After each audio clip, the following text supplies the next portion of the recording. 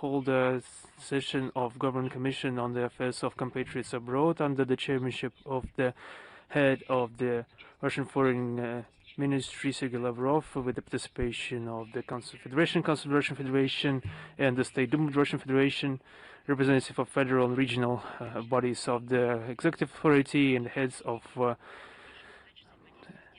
popular organizations and foundations. The agenda will include the discussion of the outcomes of the World Thematic Conference of Compatriots Living Abroad, with the participation of the representative talking about the work with the foreign Russian compatriots at the example of Republic of Crimea. This will happen on December 1st. Now on to the relevant international agenda situation around Ukraine. The Kiev neo-Nazi regime continues to commit war crimes. In the last week, Ukrainian artillery strikes and UAV strikes resulted in the injuries of 53 people. 7 people died, 46 were injured, 5 children were injured. For the world community to know the truth,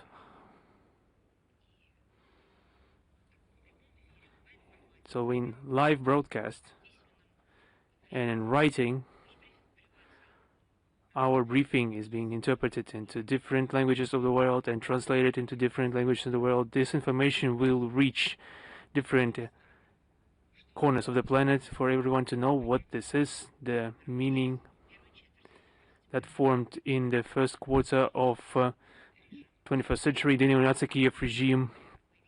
In the Belgorod region, on 21st of November, the AFU militants cynically chose a young family as their target in the village of Nova Tavaljanka, and they deliberately sent a kamikaze drone against a vehicle where parents were sitting with their 4-year-old son. The AFU forces knew who they were targeting. They targeted unarmed civilians, non-combatants, a family with a child. Only the little boy managed to survive, although he was gravely injured. From November 20th to November 25th, in different villages and municipalities of the region, more than 20 people were affected by those strikes. 4 of them died. In the Bryansk region, on November 22nd, the kamikaze drone in the village of Zakharova resulted in the injury of a man, and November 23rd, as a result of the artillery strike of the AFU in the village of Belaya Beryoska, a civilian was injured. On November 25th, a kamikaze drone injured a man in the village of Kozhanovka. In the DPR, in Gorlovka, artillery strike resulted in the injury of 1 person. Detonation of unexploded munitions in the city of Svetlодарsk in the village of Krasnaya Polana led to the injuries of 2 people, including a teenager born in 2011. In the Krasnodar region, the mass drone attack in November 25 resulted in the injuries among 6 civilians and damage to 20 houses in 5 municipalities. The enemy targeted civilian districts of Novorossiysk and Tuapse and the environs of Gelendzhik. In Kursk region, on the 23rd of November, the village Birikovka, a 68-year-old civilian received heavy injuries through lifting explosive munition that he found in his backyard. On November 25th, the enemy strikes against the city of Lvov and in the Lvov district resulted in the deaths of 3 people. In the Rostov region, on the 25th of November, the AFU attacked Taganrog and the region of Neklinovsk. 3 people were killed, at least 8 were injured. Kindergarten, college building, and social facilities were damaged. In the Republic of Chuvashia, on November 26, 2 people were injured in the attack of the UAV, including a teenager. In the Kherson region, since 20th to 25th November, the drone strikes and artillery strikes against civilian districts and different villages and social facilities and roadways resulted in the injuries and casualties among 16 people. Russian courts continue to sentence Ukrainian neo-Nazis and mercenaries to prison terms. The Those mercenaries receive money from abroad, from the country sponsors, from NATO and the EU. This is the true accountability for Kiev, civilians, children, entire families that are subjected to extermination. We are witnessing it, and everything will have its price. Russian courts continue to sentence the criminals to prison terms for captive militants of AFU, Sergei Pronin, Alexander Brodovoy, Maxim Onishenko, Sergei Voitovich, Stanislav Kostenko, Evgeny Martinenko was sentenced to lengthy prison terms for war crimes. Yuri Pogorelli, Georgy Karakulin received 15 years in prison. International mercenary from Sweden, Eric Hall, received 13.5 years in prison. At the same backdrop, we saw an emergency meeting of the Coalition of the Willing. On the 25th of November, the chairmanship of Britain and Germany and France hosted an emergency meeting of those people that have not had enough blood and want to continue. And State Secretary of the U.S. Marco Rubio joined the work of this forum. At the center of the attention were the so-called security safeguards for Ukraine and its long-term financing, including at the expense of the use of full use of frozen Russian assets. Vladimir Zelensky once again called on the participants to increase military and financial aid to Kiev. The outcomes of the meeting were mentioned by the French President Emmanuel Macron and British PM Keir Starmer. According to them, the coalition has adopted the decision to create a working group on security safeguards for Ukraine, which will be working in close concert with the United States and Turkey. And London and Paris have demanded the members of the platform to give strict obligations regarding the possible deployment of the military contingent in Ukraine. As Ursula von der Leyen, the chair of the European Commission, said, the coalition was focusing its attention on the Ukrainian settlement. In her twisted perception, as I would say, the path towards peace in Ukraine should go through the increasing the pressure exerted on Moscow and the introduction of one more 20th package of anti-Russian sanctions. As was said, if they didn't manage to do it for 19 times, perhaps it's no use doing it for the 20th time. It's perhaps time to reflect upon itself in your methodology that is not clearly leading to the desired result. The other thing is to ponder what is the result that they are seeking. And those representatives of the war party are not thinking about anything except damaging our country. Regarding another summit of the Crimean platform, on November 25th in Stockholm, there was a fourth so-called parliamentary summit of the anti-Russian project Crimean platform, and it was attended by the usual suspects from the collective West and its satellite representative of the parliamentary structures of the EU, the Council of Europe, NATO and OSCE, and the Interparliamentary Union. The Speaker of the House of Representatives of the U.S. Congress, Republican Mike Johnson, joined this event in online format. Nothing new was heard from the podium. The same fake news about the occupation of Crimea, persecution against Crimean Tatars, mass violations of human rights in the peninsula. They also remembered the so-called tragedy in Bucha, so alleged 20,000 kidnapped Ukrainian children, and which we actually haven't seen a list of yet, with all the surnames allegedly of those children that were allegedly kidnapped.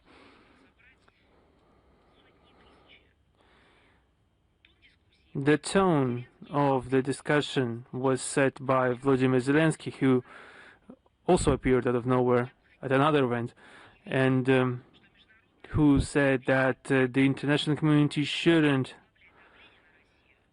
weaken its pressure against Russia, being obligated, in his words, to confiscate the frozen Russian assets, not to allow for Moscow to evade punishment for its, as he said it, aggression against Ukraine. And Ruslan Stefanchuk seconded his opinion and once again delineated the desire of Kiev to forcefully liberate Crimea.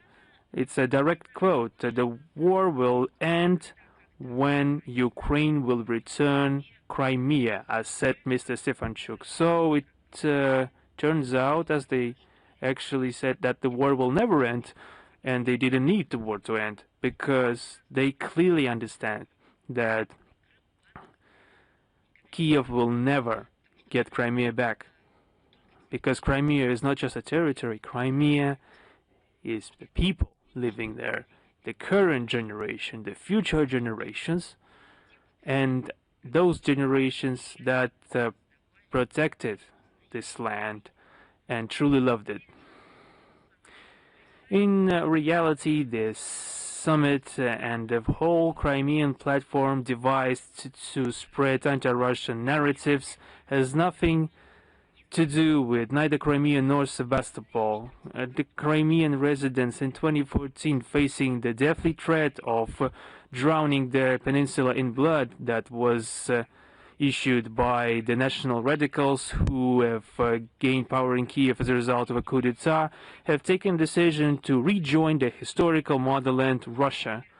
The example of Donbass that was declared war upon by the Kiev regime, a war of destruction, and the example of Ukraine, the citizens of which have become hostage to the corrupt and anti-popular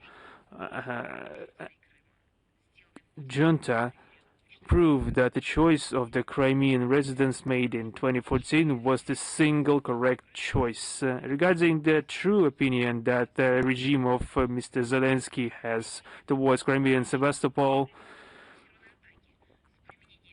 the true opinion is that they actually attacked the peninsula with a mass swarm of UAVs and missiles.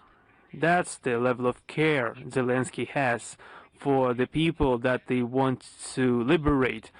Do they want to liberate them from murder, or what?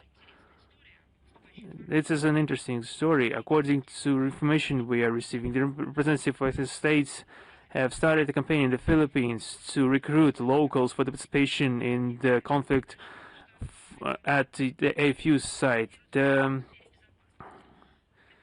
candidates are selected by the U.S. company RMS International, based in Florida, specializing in the security services. The preference is given to the former members of law enforcement agencies and retired servicemen. The candidates are promised the monthly reimbursement around $5,000, and the mercenaries that desire to sign these contracts are trained by the American instructors and the training facility in San Fernando outskirts. So those who are signing the contract, they are given a Schengen visa in the German embassy in Manila. So people are applying, when people are applying for a visa to have a tourist trip, to visit theaters, museums, and visit their loved ones and relatives in Europe, if they want to receive some services of medicine and education, everything that is, it can be called humanitarian purposes, those people are rudely rejected because they are citizens of Russia. Now this position is being reinforced and enshrined in the decisions of the European Commission. They are being joked about, they are being mistreated, being told that Russia has started a sort of alleged aggression against Europe, and that Europe and the European Union cannot allow for the Russian citizens to enter Europe because they consider it a threat to Europe. For those who still don't understand it, Embassy of Germany in Manila, in the Philippines, provides visas to contractors, those are to mercenaries who have decided to join the conflict at the site of Kiev. They are giving them Schengen visas. Who do you think is designated as an employer in those documents? Perhaps it would be a surprise to you for Italians, Spaniards, the French, for the other residents of the European Union, because it's a common space that they are letting those people in. Who do you think is designated as an employer? Private military companies in Berlin. Upon arrival in Germany, the recruits are being sent to Poland and then to Ukraine. What is the guarantee that they will not be redirected elsewhere?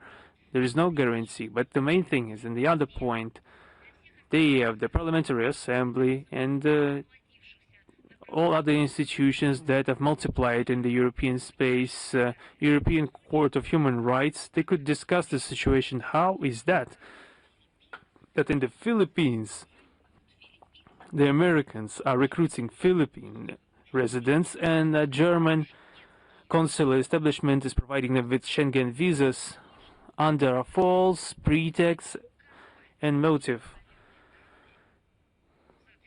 providing for false data in the documents. All the while, in Ukraine, they are continuing the fight against historical heritage of Soviet Russian eras. Perhaps this is a testament to the fact that Kiev has little time left, and they are ramping up their efforts to demolish all that is left from the true historical memory of Ukraine, from its history.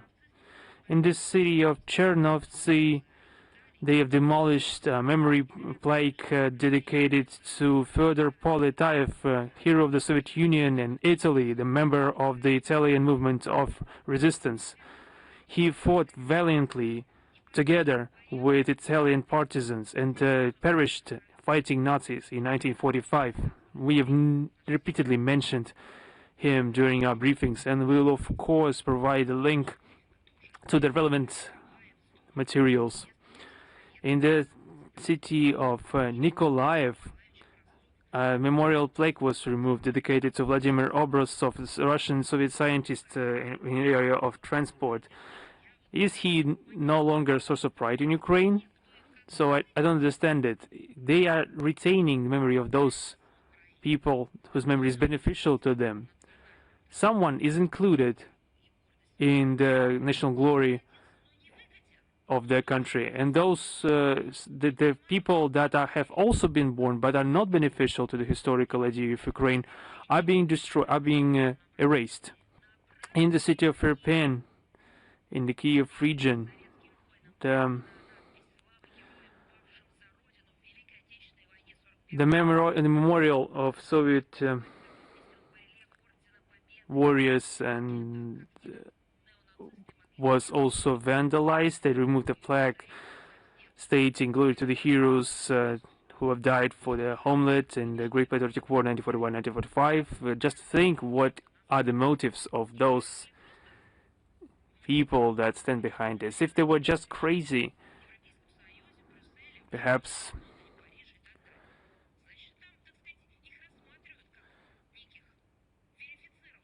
they wouldn't be legitimized by the European authorities. If they are legitimized, then perhaps their official ideology is sort of accepted. What do we call it when the memorials, when they demolish the memorials to those who have died fighting Nazism and this fascist ideology? What do we call them? What do we call those who want and desire complete destruction, physical and moral destruction of everything linked with the anti-fascist movement? Of course, we can only call them neo-fascists, neo-Nazis. In the village of Malushki in the Rovna region, the authorities have demolished the memorial plaques at the monument dedicated to the soldiers who have died fighting Nazis. In the village of Kryukovshina in the Kiev region, they have demolished a bas-relief of the Order of the Great Patriotic War from the memorial of warrior liberators in the village of Putsile in the region of Chernovtsi. They have taken off the head of the statue of a soldier in the memorial complex of the fallen Soviet warriors. This is just vandalism against the memorials. On the 19th of November, the City Council of Odessa has adopted a new edition of the rule of territorial community of the city and exempted all mentions of the Russian Empire and the USSR from the text of the document. They've exempted all the mentions of the Russian Empire, the USSR, and the founding empress of the city, the Empress Ekaterina II, and other figures linked with them. And there has been not a hint on the Russian language as part of a heritage of the heritage of the South Palmyra. And when they write school books, how will they be presenting that? Who founded Odessa? Maybe Odessa just exists by itself. The city was brought to the shore by the wave, fell from the sky. How will they describe that? The great city with outstanding monuments, architecture monument, with very beautiful streets and lanes, museums, monuments, and shopping centers. It was not connected to the Soviet Union. What will the date of foundation be? Maybe some neo-Banderite historians will work and maybe dig something from Neolithic time. Mykola was here and founded Odessa with such an inscription. So you remember the hymn of the city used to be the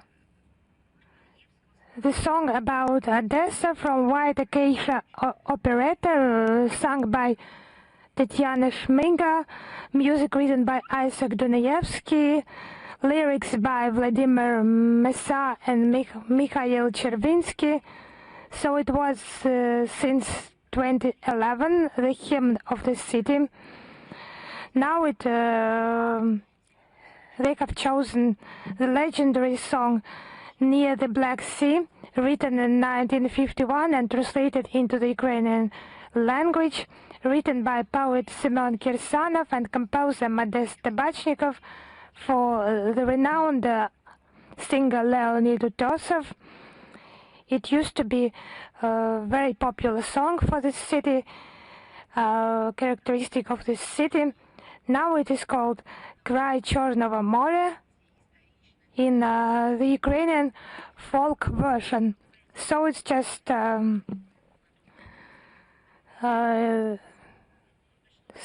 similar to KVN game where the team of Zelensky played when he was young. Maybe they took something from his 95th quarter.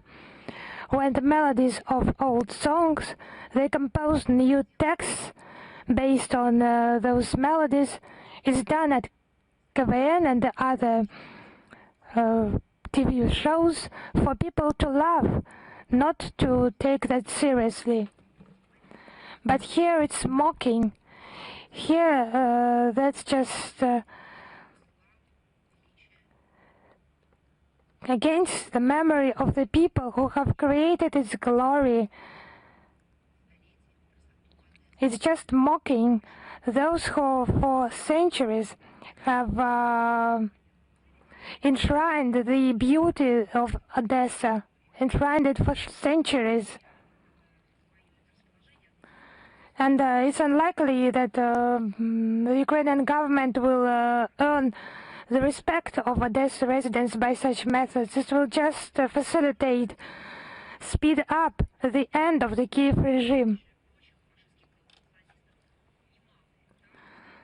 The lists of decolonization and decommunization of the followers of Bandera and Shukhevich They are quite large, and the work is carried out there is just not writing those lists, but to destroy monuments, to destroy them one by one. It's also used as a cover for stealing money. This function is perfectly known in Ukraine. The less the population, the lower its cultural level, the better it is for Kiev authorities, for these usurpators.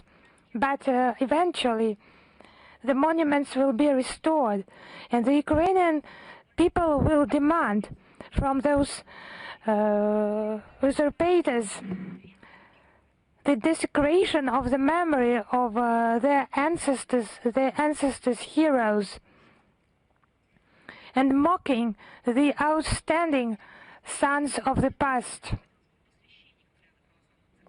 From the 17th to the 19th of November in Washington, there was a visit by the group of priests of Ukrainian Orthodox churches. They discussed egregious violations of the rights of believers in Ukraine. The initiative was presented by the National Federation of Young Republicans of the United States. They mentioned the 2024 law about cancellation of the Ukrainian Orthodox Church, and a separate point is developing the guarantees of Kiev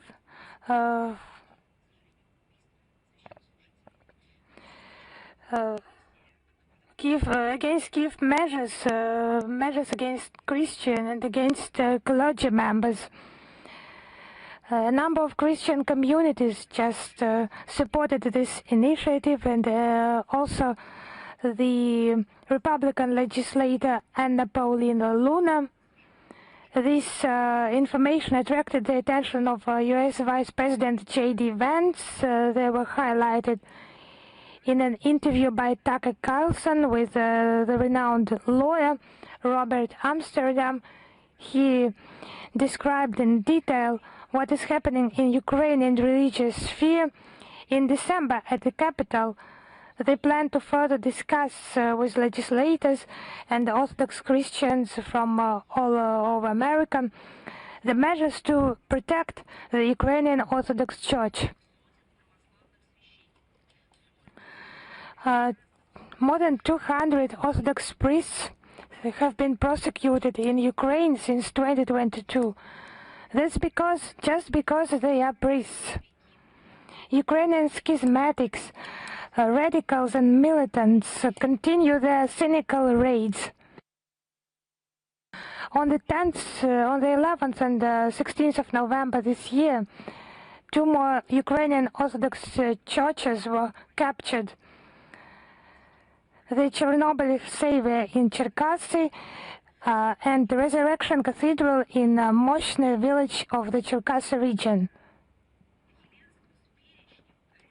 Now the order has been published of the head of the Freedom of Conscience Service in Ukraine, Viktor Yelensky, including Kiev Metropolia, Koretsky Trinity Women Patriarchal Monastery of the Ukrainian Orthodox Church, whose actions are banned legally.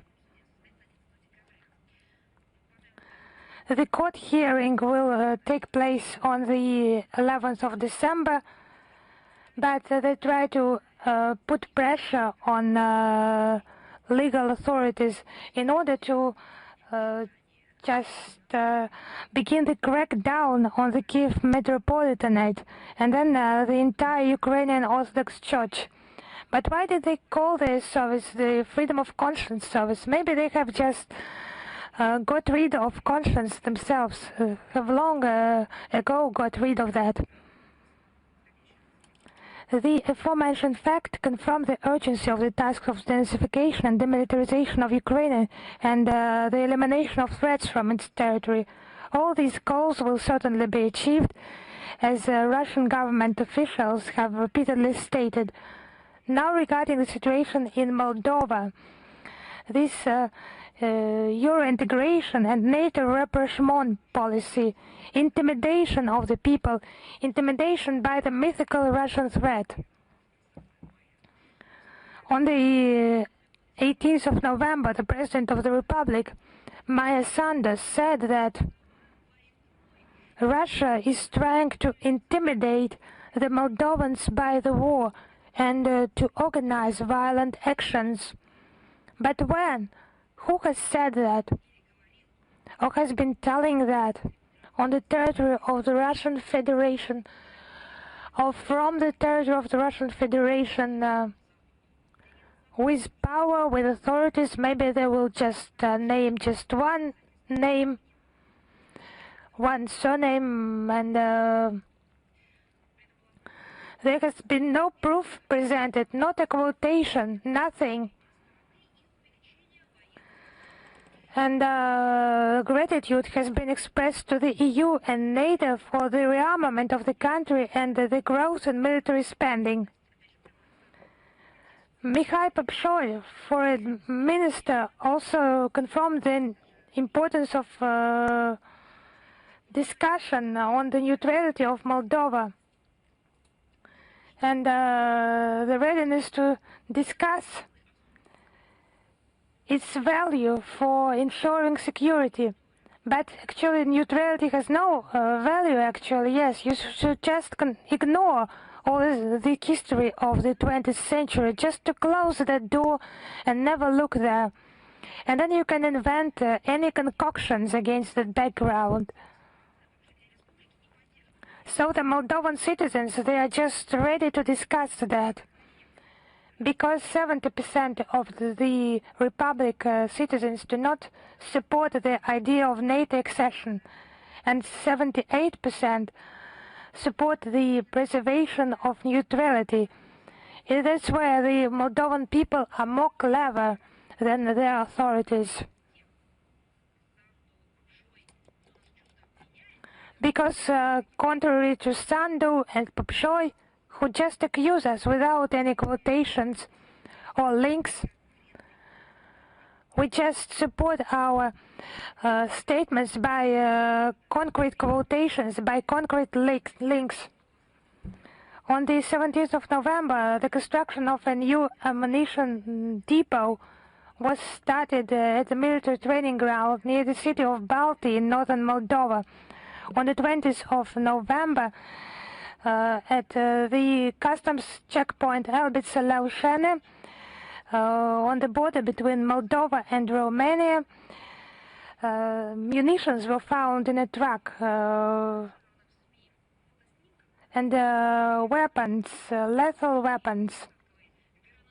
It has been reactive storm grenades, hand grenade launchers, Russian portable missile complexes Igla, and anti-tank missile complexes Coronet, and their parts, it was just cleared as metallic constructions with the destination Israel. The Moldovan army does not use such weapons and munitions, and it's just the Kiev regime participating in illegal weapons turnover, and the country is just a transit base for such military shipments.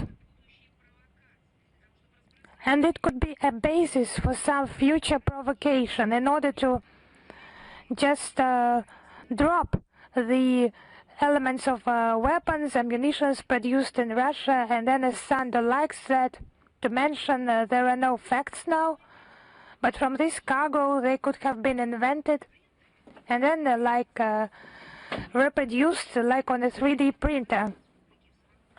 The militarization of the Republic together with the aggressive Russophobia are the main reference points for the current Moldovan authorities. The most tragic thing is this so-called Euro integration project.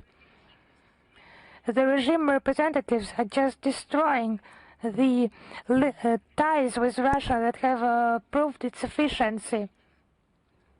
Actually, the Republic has received a lot of benefit from the CIS integration. The GDP growth in 2011-2021 period was 40.9%. That's including the pandemic's year. Up to 2% of this growth was assured by the CIS integration processes. And then Chisinau, since February 2022, stopped its participation within the Commonwealth. And there are brave people who are just accusing Russia of alleged problems in the Moldovan economy.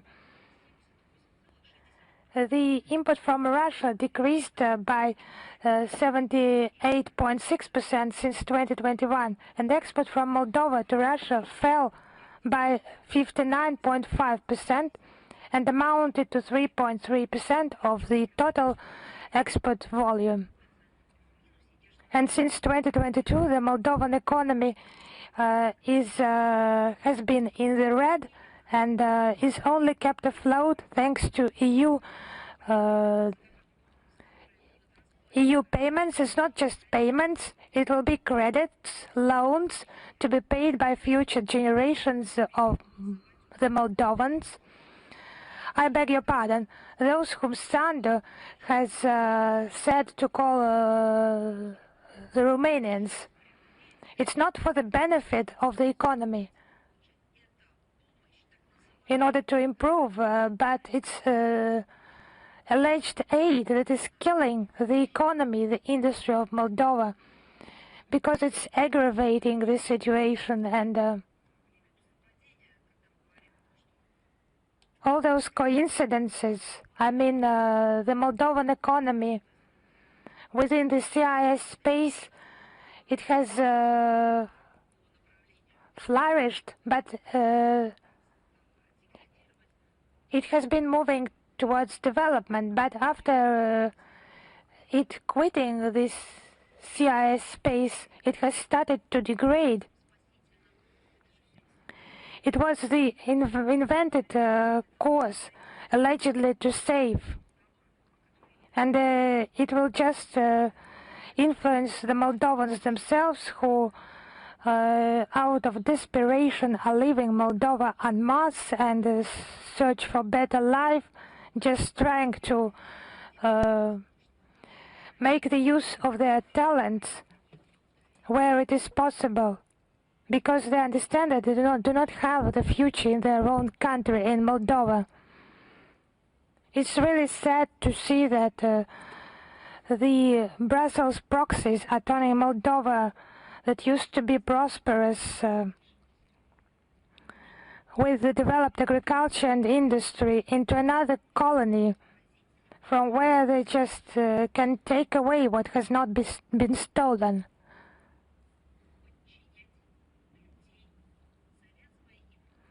And to twist people's arms by those loans, by those credits.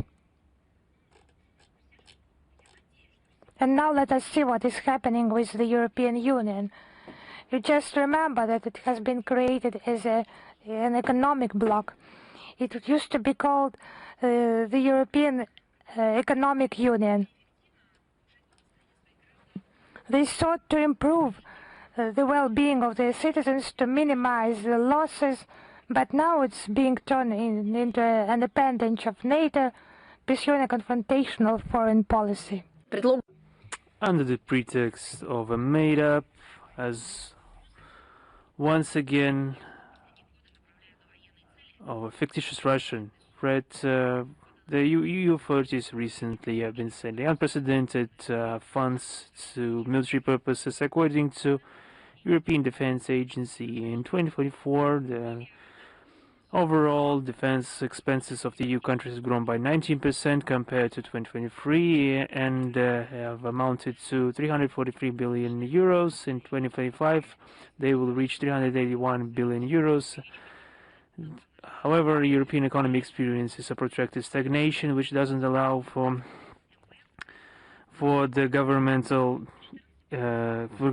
of the EU countries to increase the revenues of national budgets. The share of EU in the world GDP and the buying capacity parity, according to IMF, has decreased from 70% in 2011 to 14% in 2025.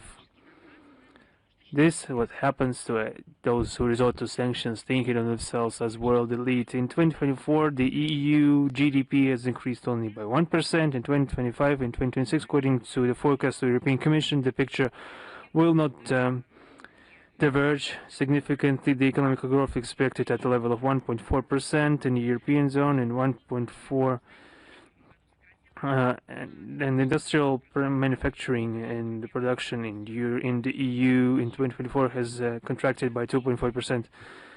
There also are still challenges in the area of state finances. The aggregated deficit of state budgets of the EU countries in relation to GDP will grow to 3.3% in 2025, and the maximum allowable level legally established at the EU is 3%. The estimates of state debt and relation to GDP will increase from 82.2% up to a record high of 83.2%, despite the fact that according to EU rules it shouldn't exceed 60%. But they have not criticized this situation. This is not the same as fighting human rights violations in their own space. That's the thing that they don't like and don't appreciate. The thing that they do like is to meddle in others' affairs and to provide another grant to another media piece that will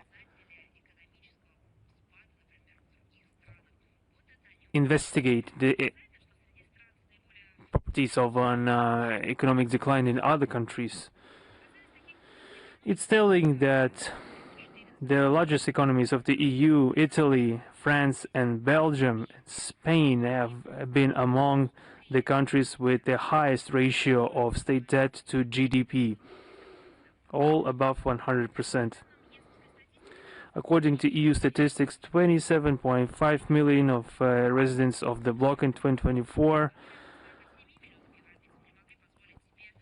have faced serious material complications. In around 47 million Europeans couldn't afford heating in a significant measure in their houses. The key energy deficient areas of EU industry, the chemical industry, the steel making industry, car manufacturing experience great difficulties. The EU countries have to overpay 2 or 3-fold for energy and 2 to 4 or 5 fold for gas. It is very difficult for them to stay afloat. In this situation, the growth of military expenses is only possible through the decrease in other budget categories, primarily social ones. Every euro invested in the manufacturing of munitions, missiles and drones is a euro that has been extracted from education system, from health, from pensions and migration reform. It begs a question: what is the state of those countries? Are they either they are at war, in a hybrid war, or B, they are going into a war, or C, if they are preparing for peace, if they are supporting peace, standing for peace? They have to make this clear. At the same time, the EU and its member countries are actively resorting to state loans to finance these rearmament programs. The current military expenditure is being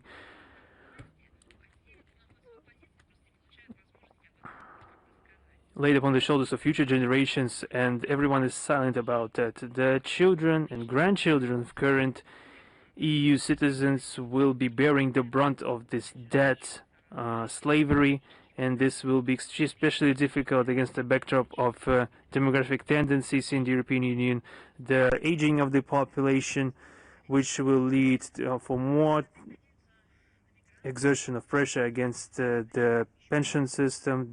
Also, they are experiencing the decrease in the working population and low birth rates. But they don't care about that. Through increasing their military expenses, the EU, as they claim, are expecting to revitalize the economy. I will once again remind everyone that officially they are not in a state of war, in a state of any battle or holding any operation. No. Officially, they are at peace and in complete tranquility, and they're calling for everyone to do the same. However, to receive a long-term effect and to explain the rationality of this militarization, they are forced to maintain this conflict potential both in the European region and the entire world. It's clear that the cultivation of the mythical Russian threat is of great benefit to the current EU leadership. It distracts the population, the European electorate, from the deep internal social economic problems that they are not keen on resolving, or at least they don't know how to. The main profiteers, main beneficiaries of this militarization are the leading military and industrial establishments of the EU and the US that are clearly linked with the political establishment in these countries. They are gaining huge profits on huge state contracts, ensuring record profits, and all the while all other sectors of the economy are severely lacking in investments. Under the pretext of security concerns, the financing of defense in the EU is non-transparent, which is fraught with high corruption risks. We remember the same story with the anti-COVID vaccines in Europe. That's the thing that is going on with the militarization of the EU. They're sending the very same SMS by Madam Ursula, Madam Kaya, and other members of the ruling circles and some members of the political elites that have entrenched themselves in the power. That is the same way that they are making decisions. They are completely non-transparent for the entire populace. The information space in the West is almost completely sanitized from alternative points of view. As a result, the population of European countries is in a complete informational vacuum or limbo.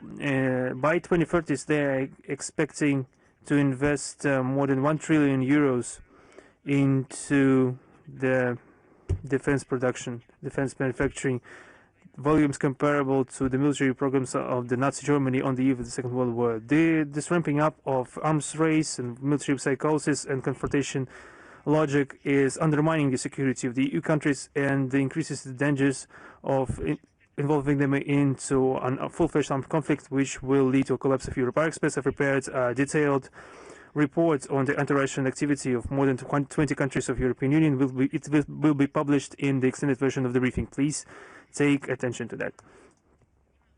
There have been a lot of questions related to the fires in the residential complexes of Hong Kong, which resulted in injuries among Russian citizens. The General Consulate in Hong Kong is actively looking into the matter. There is no information as of now regarding any Russian victims.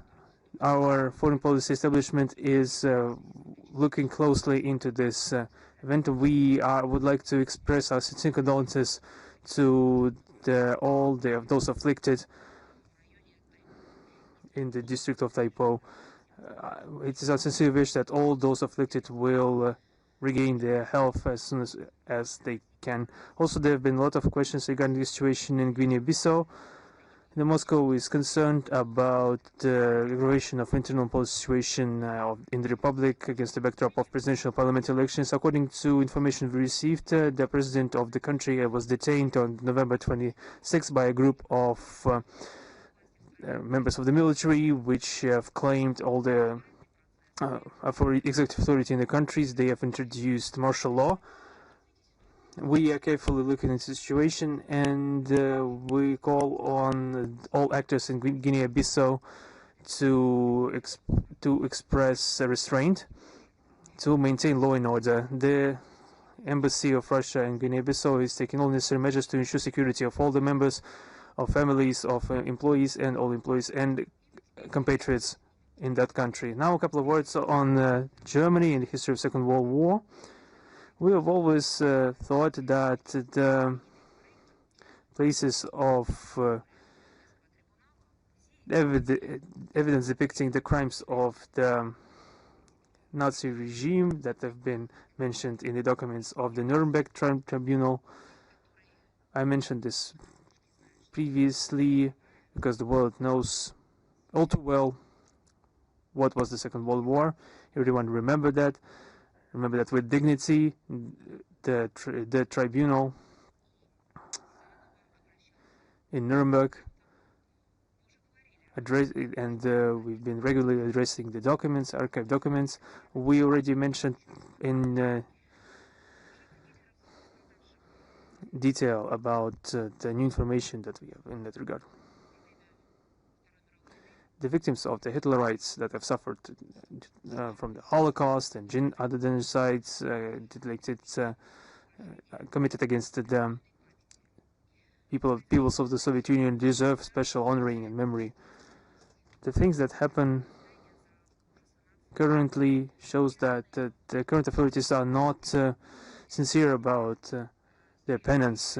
In the North Rhine-Westphalia, there was an auction of the victims of the Holocaust and those who have died due to the actions of the Nazis. This is not explicitly forbidden by law. Initially, hundreds of documents from the collection of the private investigator, researcher of this era. There are documents on the forced sterilization and the yellow star of prisoner of Buchenwald were all listed as items for sale. It's difficult for me to say this. This yellow star was worn out. Also among the items were a Gestapo member card from July 1942. Everything listed, all those traces of wear in the yellow Star of David, all those materials, effects that have been listed as items for sale, they were listed for a price of 350 euros. It is puzzling. In 2000 years, the price of treason did not inflate, but rather deflate. At the same time, the scope of this treachery was preserved. Also among the items was a letter of an Auschwitz prisoner for 180 euros. I don't know what to call it, extreme cynicism or what, or perhaps something else. I don't know. I can't even tell you. Perhaps there's a term for that, but it hasn't been invented yet. How to describe this in the terminology of humanity, profiteering from the selling of intimate thoughts of people that have been doomed to suffer. Also for sale were the documents belonging to criminals. I understand the collectors, they perhaps amassed these items through different means, and these items could be collected by people that I appreciate in historical value. The question is, perhaps it's the lack of legislation in that regard played a cruel joke on this, and the absence of legal settlement, legal framework, perhaps didn't beg the question of actual morality of this. But didn't anyone, neither the collectors nor the auction houses that prepared the auction, didn't they have the idea, at least, that even in case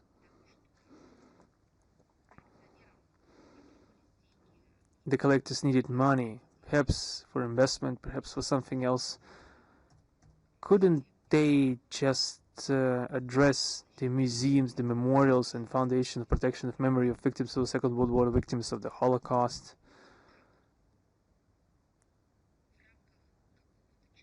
Just like that, in just within normal human communication.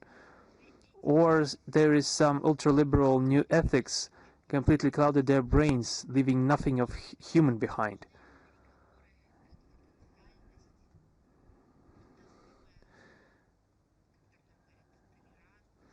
Why do they need this delicacy, why do they need this delicate approach? Why do they need all this privacy, confidentiality, humanity that they are parading around? Protection from all types of harassment. Why do they need it? If everything this was invented by humans, it was invented for this. For cases like this, it's a very example where all aforementioned ideas could be at play. I assure you that any museum in Russia, any collector in Russia who is linked to these events, it would only take one letter, one message for our historians, for our collectors, for our museum curators,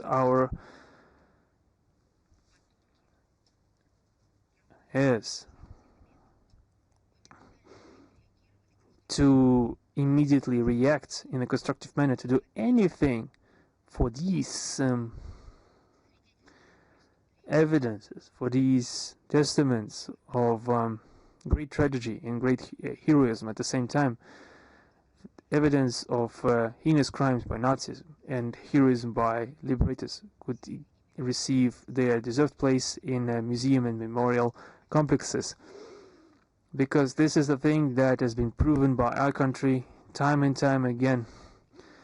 From the creation of new exhibitions and the revitalization of old ones, to the daily labor of searchers and categorizers who are doing these things on their own in the archives, in the field, in libraries. We've proven time and time again that we honor the historical memory and respect it. No, they just decided to auction it. First, they robbed these items, destroyed everything, and 80 years later, once again, they wanted to profit of the evidence of their own crimes and to profit from human tragedy. Once again, it was made just a good for sale. And just pragmatically thinking, what if someone who wanted to destroy this evidence bought it? What if those items were purchased by someone who wanted to relish in the suffering of the victims of those tragic events? When this information was made public, the official Berlin was quick to display indignation to avoid this damage to its international image, but they were too late. They are represented by people who are proud of their Nazi heritage, including those personalities like Annalena Baerbock, and we say this because we judge them by their deeds. So that's one more example. And it's not an accident. It's just a regular situation. The same German authorities, German political elites, for many years they have turned a blind eye to an obvious problem. It's not a problem, it's their tragedy. It's not our problem, it's their problem and their tragedy. Non-payment of compensations to the victims of the siege of Leningrad, because they have decided to make those payments only based on national grounds by dividing the victims. It's just not humane to divide the victims to those who can receive compensations and those who cannot do that. Unfortunately, the ideology of the Third Reich has not gone into the past. It's the same thing. It has been confirmed by the previous decisions. For example, the decision not to admit the genocide of the Soviet people. Our grandfathers and fathers liberated Auschwitz. They just won over Nazism in Europe, and it's unacceptable for us. And we call upon everyone who remains loyal to the judgments of the Nuremberg Tribunal to remember about the bloody crimes of Hitler and his satellites, and not to allow the harassment of the memory of the victims. And we just, contrary to this heinous manifestation of the worst atrocities by the German. And nowadays, it's the ideology, the glorification of the memory of the true heroes.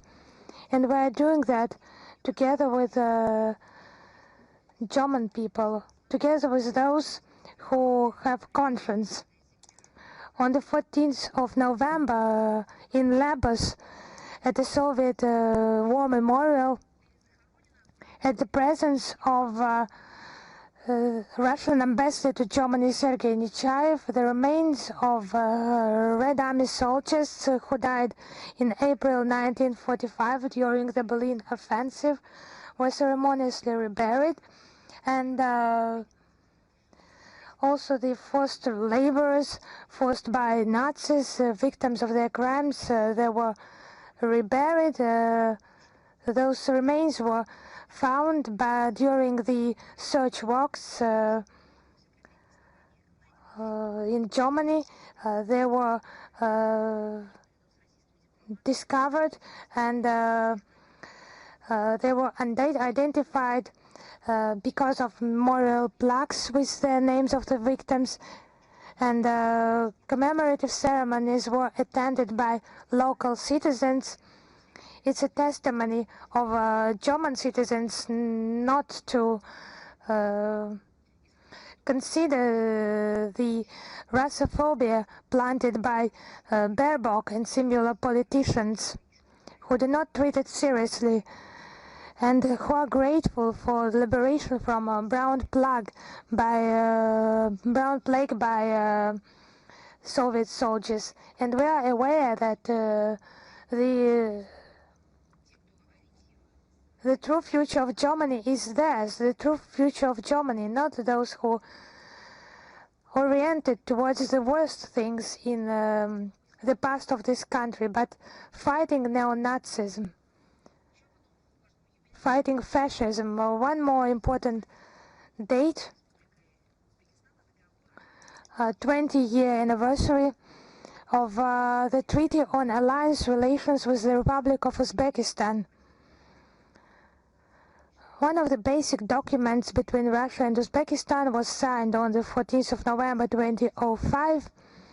It has elevated the interaction between Russia and Uzbekistan to a qualitatively new allied level. The invaluable personal input is made by the heads of the two states. Our relations are based on a solid framework. legal treaty framework. It includes around 350 international treaties and interdepartmental agreements.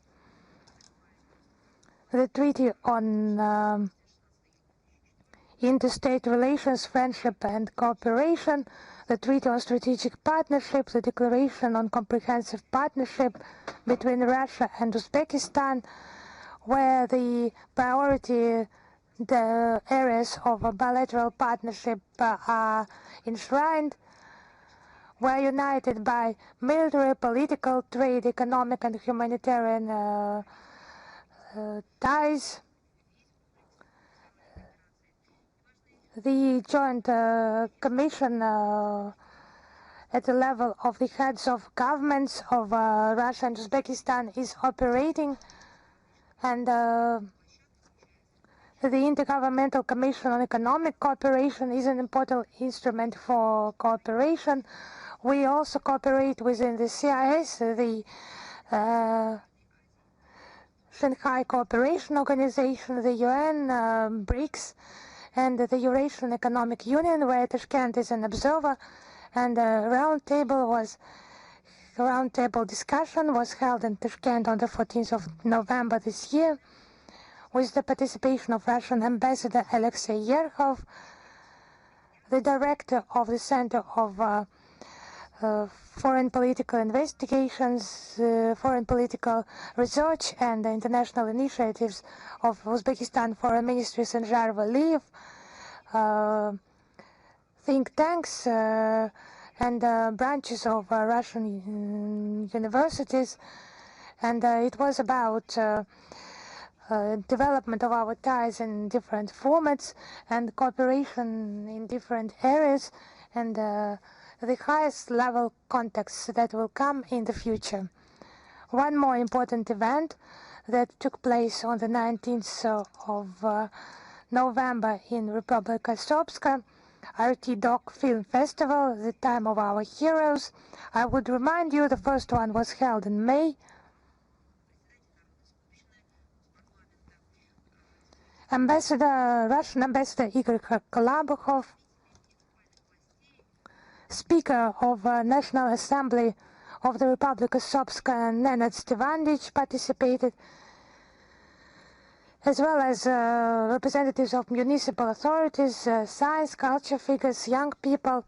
There were video addresses by Minister of Culture Olga Lyubimova, Head of RT Corporation Margarita Simonyan, Head of Rosotrudnichestvo Evgeny Primakov, and representatives of the Russian Foreign Ministry also addressed the participants. The films demonstrated war, Russians and Serbs, Blood and Faith by Olga Kiri. The film reflecting our joint aspects of our friendship, Russian and Serbian friendship, as well as the film Fortress of Faith, about human courage and about mutual help by people in military times. There was an enthusiastic response by the public. They are now united by compassion, indifference towards the Donbass protectors.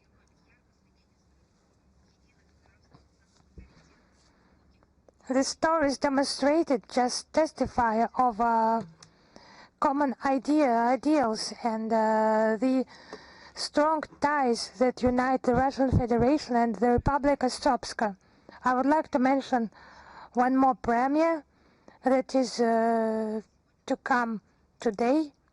Today is the day, the 27th of November 2025, in Moscow. The Studio 12 of Nikita Mikhalkov will host the ceremony of the Open Eurasian Film Award Diamond Butterfly, the key event of the Eurasian Academy of Cinematographic Arts.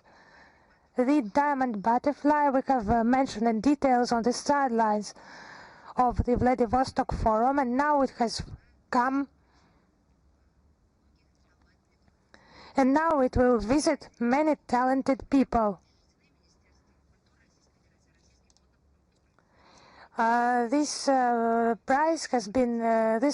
has been initiated by the Russian Ministry of Culture and the Russian Cultural Fund.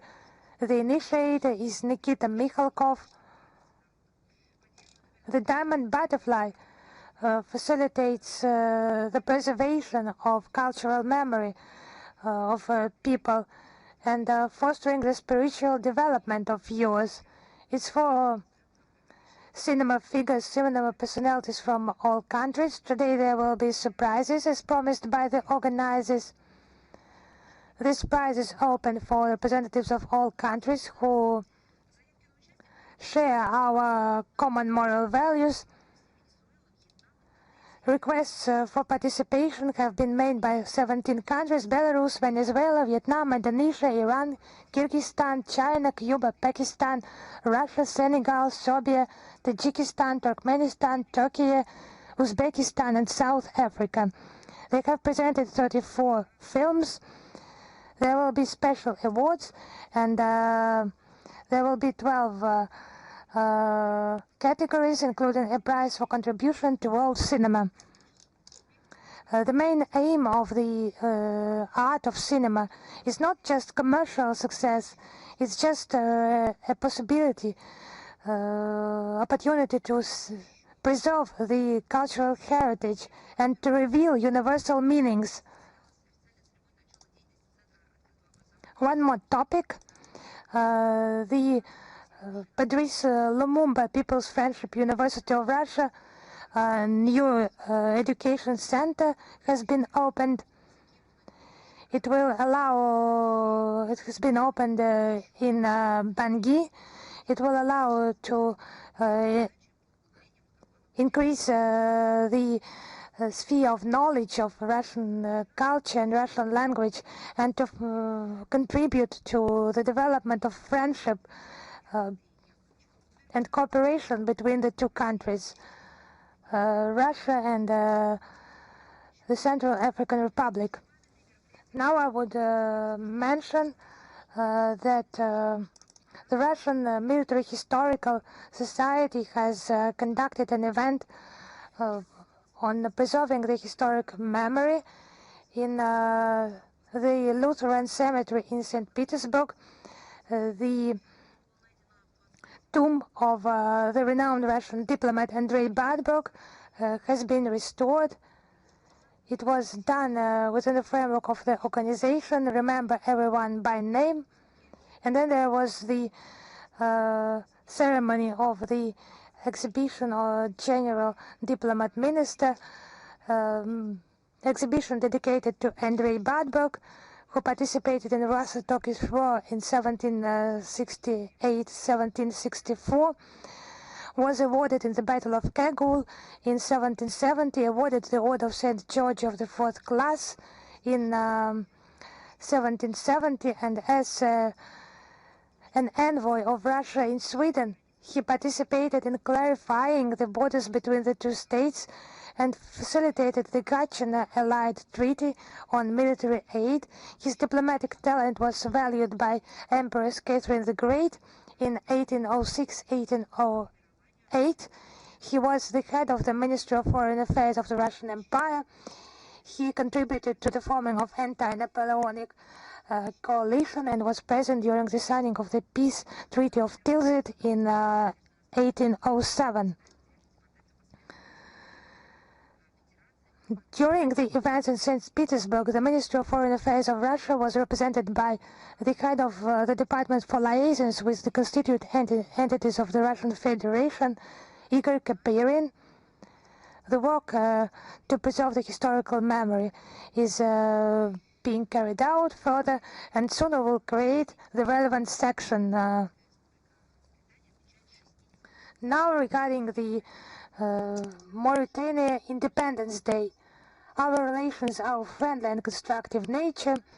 They are steadily developing. Our countries share a commitment to fundamental principles and norms of international law, political and diplomatic methods for resolving conflicts, with the UN playing a central role. The multi-level political dialogue is preserved. In October 2024, the President of Mauritania visited Moscow, visited Russia, and in Kazan he had a meeting with Vladimir Putin. And in February 2023, the Islamic Republic of Mauritania was visited by Minister Lavrov. Efforts are taken in order to strengthen our cooperation. Its first, most important area is fishing. Humanitarian cultural ties are also developed, and the quota for grants by Mauritanian citizens has been increased by the Russian government to 50 places. In Sochi, in November 2024, a memorandum, interministerial memorandum, has been signed in culture. I would like to congratulate our Mauritanian friends on their independence and wish them peace, well-being, and prosperity. Now the anniversary of the Lao People's Democratic Republic, the 50th anniversary of the proclamation of independence. They have gained independence from French colonial rule. It was just brutal aggression in Indochina. The patriotic forces have won in 1975 and proclaimed the Lao People's Democratic Republic. The diplomatic relations between Russia and Laos were established on the 7th of October 1960. The Soviet Union provided unwavering support to the Lao National Liberation Movement, and our country contributed to the development of the young state, strengthening its economic capacity, and major industrial sites have been constructed in Laos with the help of Soviet specialists, and educational institutions also are developing, and the cooperation between Russia and Laos is multidimensional. On the 9th of March 1994, the Treaty on the Foundation of Friendly Relations was signed, and on the 13th of October 2011, the Declaration on Strategic Partnership in the Asia-Pacific region. And there was a meeting between President Putin and the General Secretary of the Central Committee of the Lao People's Revolutionary Party during his official visit in July, his official visit to our country, and a meeting with the Lao Prime Minister during his attendance of the 10th Eastern Economic Forum in Vladivostok in September. So those meetings were held in meetings on foreign issues between the ministries of foreign affairs of Russia and Laos were held 2 times in June and July. Now our specialists are assisting in demining Laos from unexploded mines. We have detailed on that during the briefing on the 20th of November. We'll post a link in the text of today's briefing. And on the 2nd of December in Vientiane, a number of events are to be held, and the Russian delegation will be headed by Deputy Chair of the Federation Council, Nikolai Zhuravlev. We wish our Lao friends all the best, and we will continue our commitment to ensuring stability and security in Asia-Pacific region. One more announcement. On the 3rd and the 4th of December, a large-scale forum will be held in Moscow, Counter-Terrorism Conference, National and Regional Counter-Terrorism Strategies Amid Emerging Security Challenges and Threats. It is held based on the initiative adopted during the presidency of our country in BRICS, and it is aimed at increasing the counter-terrorism security. The forum will unite more than 100 delegates from countries that our participants and partners in BRICS and the forum will be attended by high-ranking colleagues from the UN Counterterrorism, the SCO Regional Anti-Terrorism Structure, the CIS Anti-Terrorism Center, and the CSTO Secretariat. The discussions will be attended by a monitoring group of the UNSC 1267, 1989, 2253 sanctions committees on ISIS and Al-Qaeda, and in 1988 on the Taliban movement. The conference will serve as a unique platform to have a trusted and depoliticized discussion of a broad scope of relevant issues of counter-terrorist agenda. Particularly, there will be special focus to the aspects of forming progressive theoretical and methodological approaches to counter-terrorism, the increase of efficiency of joint work to prevent financial and economic nourishing of terrorist activity. The participants will exchange their estimates and evaluations of existing terrorist and extremist threats in the regional global tracks, and will share best practices in the area of fighting the spread of destructive ideology, including internet. The central element of the forum will be the roundtable dedicated to the experience of international organizations in elaborating collective principles and regional strategies in counterterrorism. The participants will focus on different initiatives and projects directed to improve cooperation to neutralize modern challenging threats. We view the upcoming conference to be Russia's contribution to the carrying out of anti-terrorist strategy of BRICS of 2020 and the plan of its implementation 2021 and the positional document of the BRICS Working Group on Counterterrorism 2024. We're convinced that the event will give additional impulse to the multifaceted dialogue in fighting terrorism in the format of BRICS Plus, and also underline the key role that our countries are playing with their partners and colleagues in the global efforts to maintain international peace and security. And I am ready to answer your questions. Is International Affairs Journal with us today? Yes, good afternoon, Madam Zakharova. Greetings. Recently, Secretary General of NATO Mark Rutte said that the conflict in Ukraine is possible to end it up until the end of 2025. At the same time, Mr. Rutte said that the peace plan doesn't evaluate Russia as a long-term threat to Europe. How would you comment on this statement? I just wanted to ask a qualifying question to them. Are they standing for peace or for war? The statement that Russia will remain a threat to NATO after the Ukrainian conflict was mentioned and made many times, repeatedly by the NATO leadership. This has been enshrined in doctrine documents of the alliance, where they have written that Russia will remain a long-term security threat in all operational senses. It's comical. It sounds comical, but it is what it is.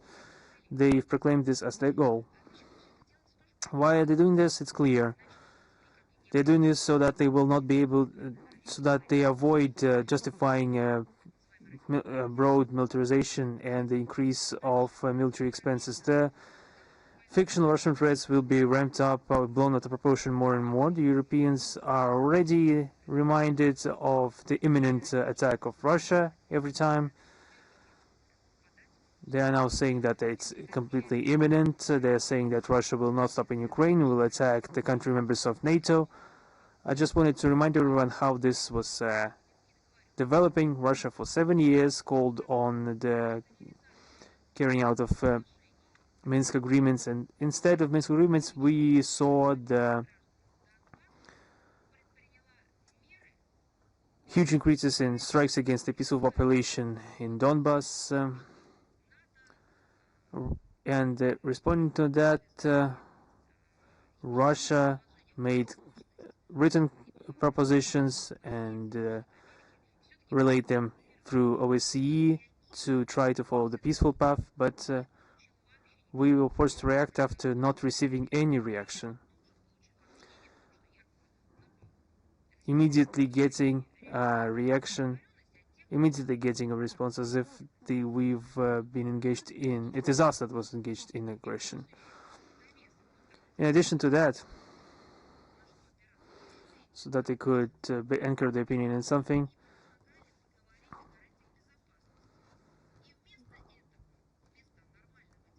we saw the fact that instead of normal dialogue and the implementation of what has been agreed upon, we received only mass shellings of Russian-speaking population amounting to nothing short of extermination. That was the thing for 7 years until it ended in 2022. This has all been recorded. We all clearly remember how it all started. And now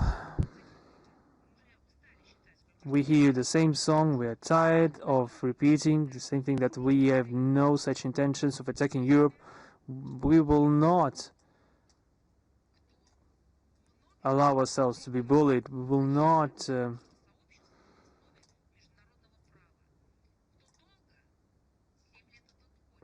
we've been patient for 7 years, and at least online through the internet we tried to reach the central discussion platforms or central UN platforms, and even then we were rejected.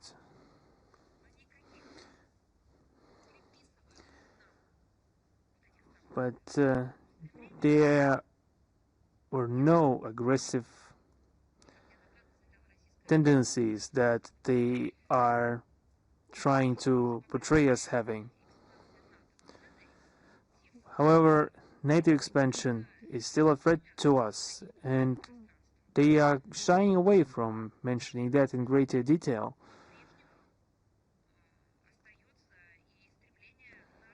The NATO's desire to engulf Ukraine is also a threat to us. The member of this country in an aggressive military alliance, the entire essence of which is to counter our country, is unacceptable to us. Once again, the essence of NATO is to counter our countries, to not counter the so-called aggression of Russia, but just an overt opposition to our country in all areas, all in the vein of the declared policy of strategic defeat of Russia. The fact that Mark Rutte is optimistic about the possibility of ending the conflict in Ukraine in the near future doesn't mean anything in rough sense of the word, because we've accustomed to the fact that he has been saying completely diametrically opposite things depending on the situation.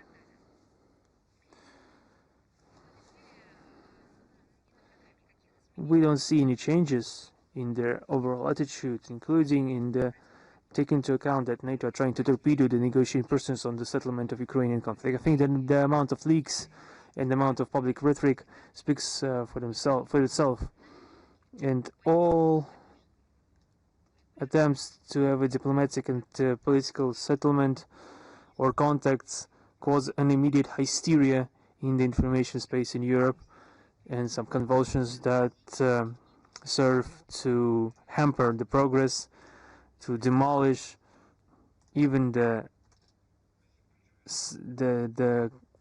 most humble tendencies towards peace. Thank you. Thank you. Is RIA Novosti next? Yes. Yes, good afternoon. Christine Lardigis, RIA Novosti. We have 2 questions today. My first question is that during the recent statement in the Japanese Parliament, the Prime Minister Sanae Takaichi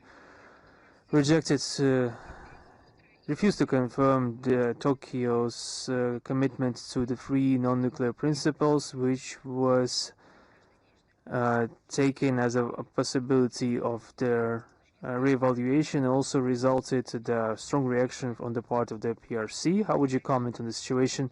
We'll hear some interesting statements from Japan almost every day, and in conditions where the government of Japan is intent on remilitarizing, and even the the very idea of the review question of the evaluation of the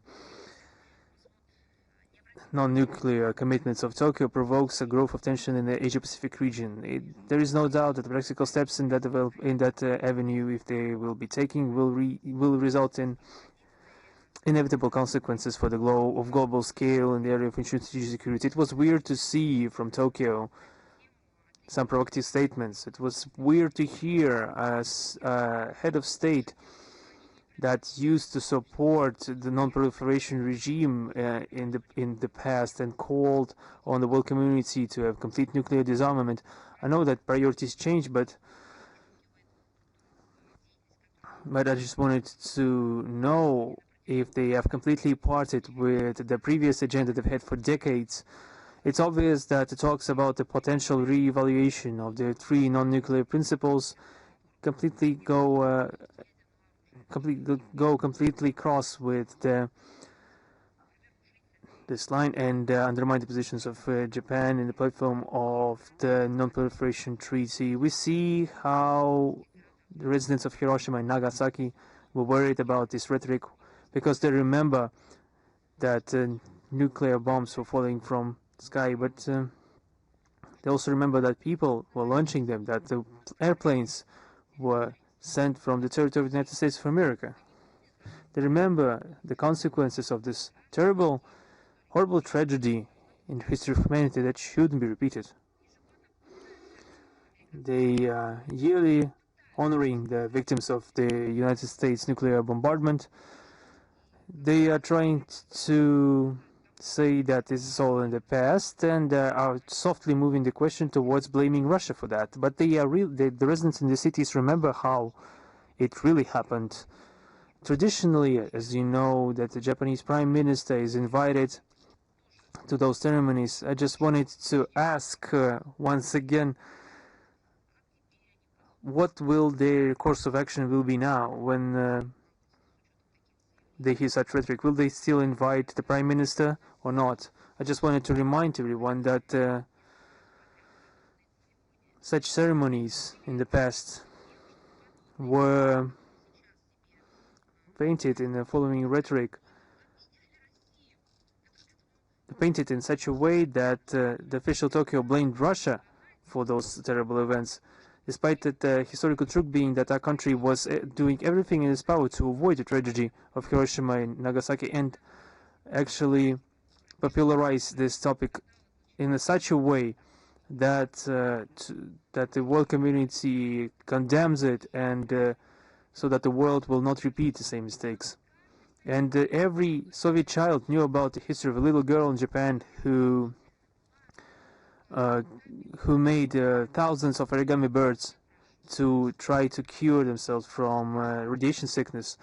There have been many movies dedicated to that, many books. It's not the tragedy that has been caused by us, but it's a tragedy that we emphasized with greatly. And in the recent years, during these commemorative events in Hiroshima and Nagasaki, through some twisted way, I don't know how, perhaps using fakes, they tried to link once again Russia to this and tried to condemn us and convict us and accuse us of some crimes that we didn't commit. And it's weird to see this transformation. On our side, we call on the Japanese leadership to rethink their approach while they still have the opportunity and to return to the positions enshrined in the constitution of the country. Thank you. My second question is that on December 4th and 5th in Vienna, there will be a yearly meeting of the Ministers' Council of the OEC countries. Does Mr. Lavrov plan to take part in this event? No. The Russian participation will be ensured by the Deputy Minister of Foreign Affairs, Mr. Grushko. We will share detailed materials, positional documents, of course, in the working order, in the working information order, and of course we will publish it at the website of our foreign ministry. All the relevant information could be found there. Thank you very much. I have a third question, if colleagues don't mind, a very short one, if I can ask it. Of course, I don't mind. Thank you. I just wanted to ask you to comment on Christine. You have a golden ticket to ask as many questions as you'd like during the time frame. Any journalist participating in our briefing has this opportunity, and everyone knows that. Thank you. I just wanted to ask you to comment on the publication of Donald Trump supporting one of the candidates for the presidency of Honduras. How would you comment on that? I saw those messages that in one of the social networks, in the social network belonging to him, the presidential candidate of Honduras was supported by Donald Trump, and the elections will be taking place on November 30th. Mr. Trump directly stated that any other candidates would be unacceptable for the United States.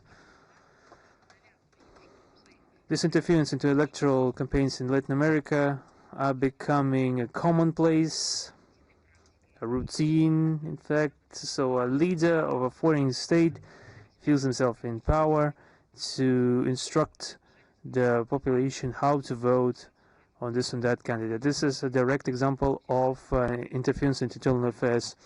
This is worrying due to the fact that there is an American armada currently hosted in the Caribbean basin, which is open gesture of pressure against all unconquered, unsubmitted countries of the region. We hope that the people of Honduras, in accordance with national legislation and the national dignity, will make the true and diplomatized choice regardless of external pressure. Thank you. Is Sinkhua with us? Good afternoon, correspondent of Sinkhua. My question concerns Japan too. The Minister of Defense of Japan declared the plans to deploy medium-range missiles on the islands near the Chinese region of Taiwan. In recent years, Japan significantly reviewed its policy of security. Year after year increases the defense budget and wants to develop offensive arms. These actions of Japan violate Potsdam Declaration, the principle of exclusively defensive policy and peaceful constitution of Japan, and also increase tensions in the region. How would you comment on that? Thank you. Once again, I would like to say that we are just trying to get ahead of all the news that are coming from Japan. There have been numerous of them. There have been a lot of questions asked towards Russia regarding this rhetoric that is not directly addressed to our country. This is an Asia-Pacific region, but many foreign correspondents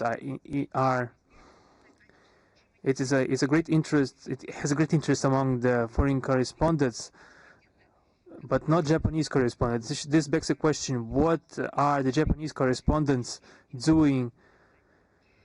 They must do something, but clearly not doing anything linked to that situation. We are carefully monitoring all statements and steps of the Japanese leadership in the framework of their course to remilitarize the country. Earlier, we've repeatedly taken note of the negative influence of this policy of Tokyo against stability and security in the region on diplomatic channels, including through diplomatic channels, we sent numerous notes of the ministry, where we warned Japan of the admissibility of using its territory to host and deploy the medium-range missiles of American make. Regarding the islands you mentioned, namely Okinawa, according to observation, Japan is dictated by Washington to turn those lands into a deployment ground, staging ground, pumping it with weapons, which could be not only of defensive but also of offensive character. Such measures aggravated situation area of regional security and fraught with serious risk for neighboring states. I emphasize with the people of this archipelago that are bearing the brunt of these military preparations, their autochthonous culture that Russian scientists were enjoying studying, and a peaceful outlook of no difference to the Japanese leadership. Perhaps they forgot that why 8 years ago there were clashes in those islands during the war. Tokyo should return to the words,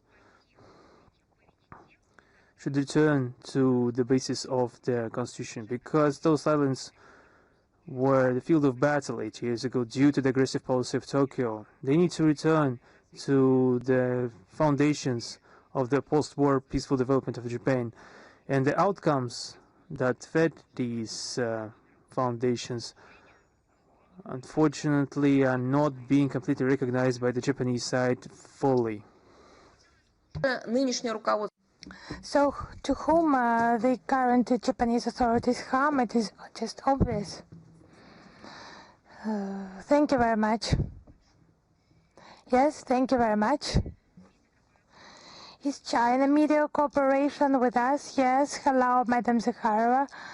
Our question was similar as for Shinwa colleagues, so we have no more questions. Thank you. Thank you. Is Reuters with us?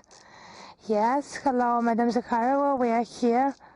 And our question is about contacts between Russia and the US connected with the peace plan, because recently there have been many leaks in the media on those documents. So we would like to ask, are there current discussions via diplomatic channels between the US and Russia, discussions regarding Washington's peaceful initiatives on the settlement of the Ukrainian crisis? What proposals that have leaked into the media are acceptable for Russia and which of them are not? And regarding discussions at the level of delegations between the US and Russia, when are they possible?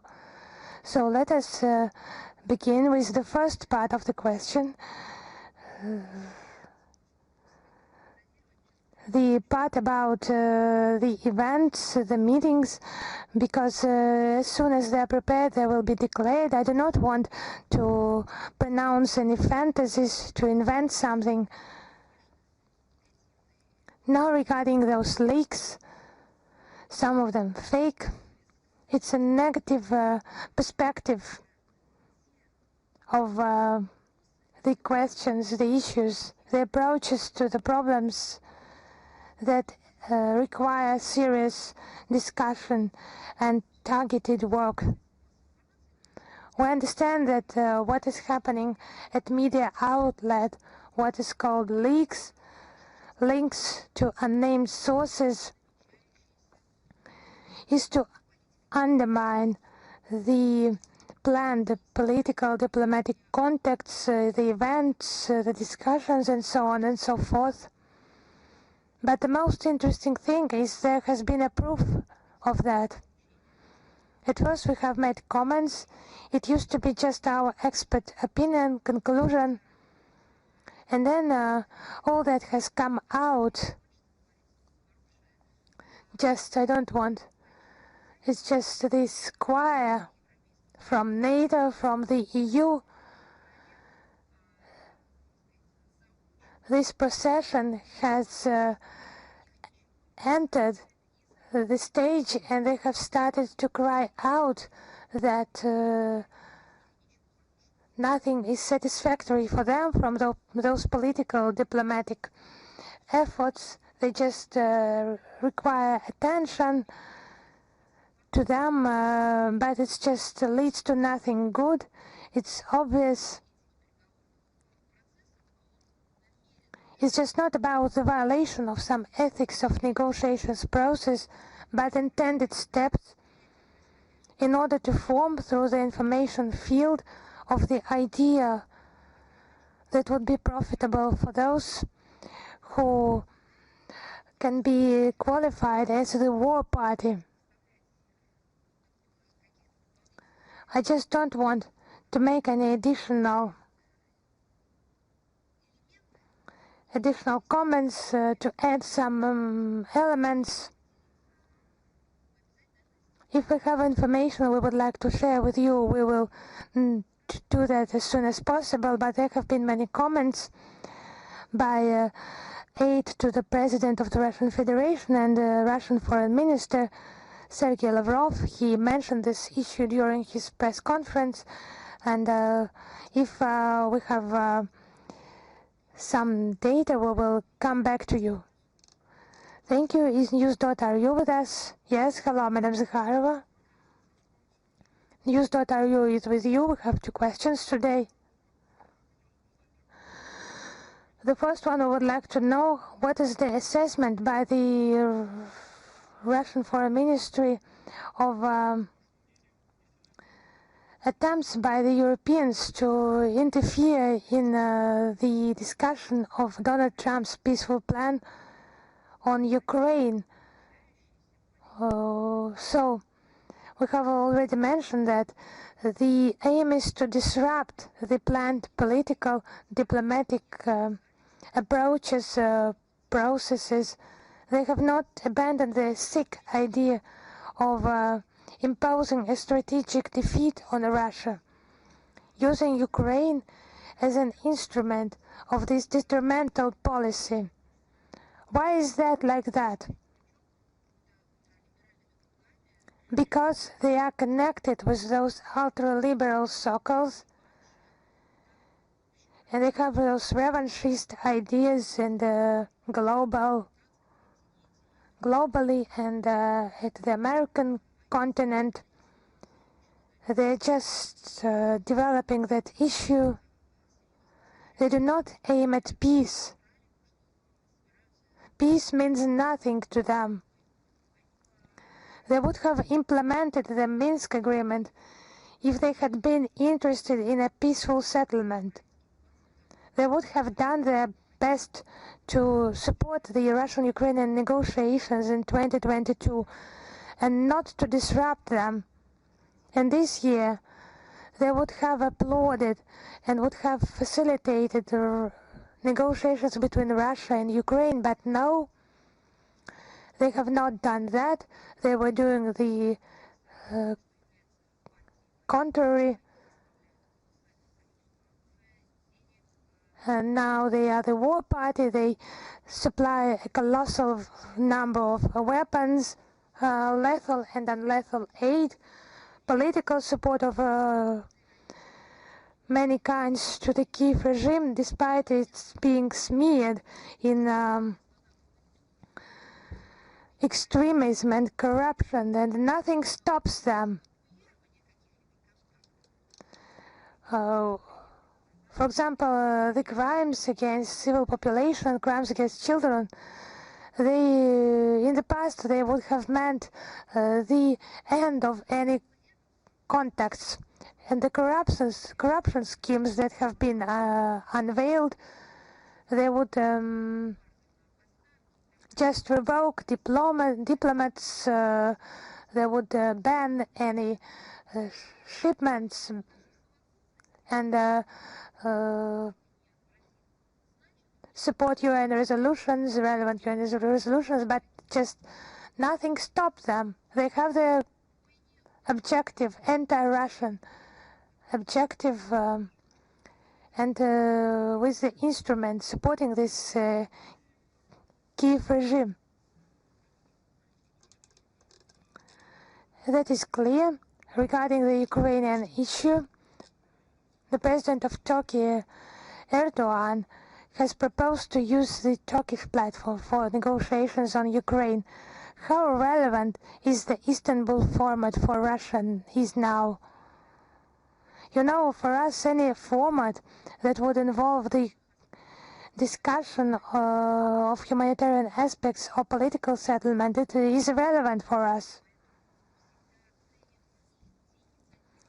We always value the initiatives that were proposed by the countries, have been proposed for negotiations process, platforms, and mechanism, development of mechanism, models, opinions how that could be done.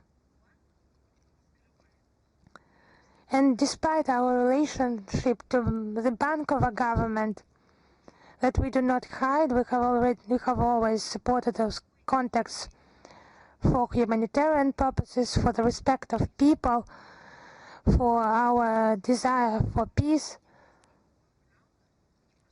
But you just see that all our proposals of the latest round, they were just suspended because they have done the reverse, or in some cases have done nothing.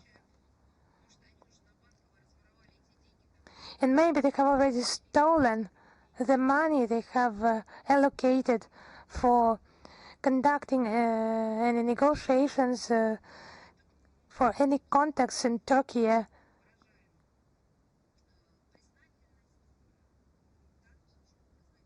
It might be the case, but actually we are obliged to the countries and to the Turkish side in particular. We have supported this format, and it was the Kiev regime that since June has postponed, has paused negotiations, has not replied to our proposals on political and humanitarian issues.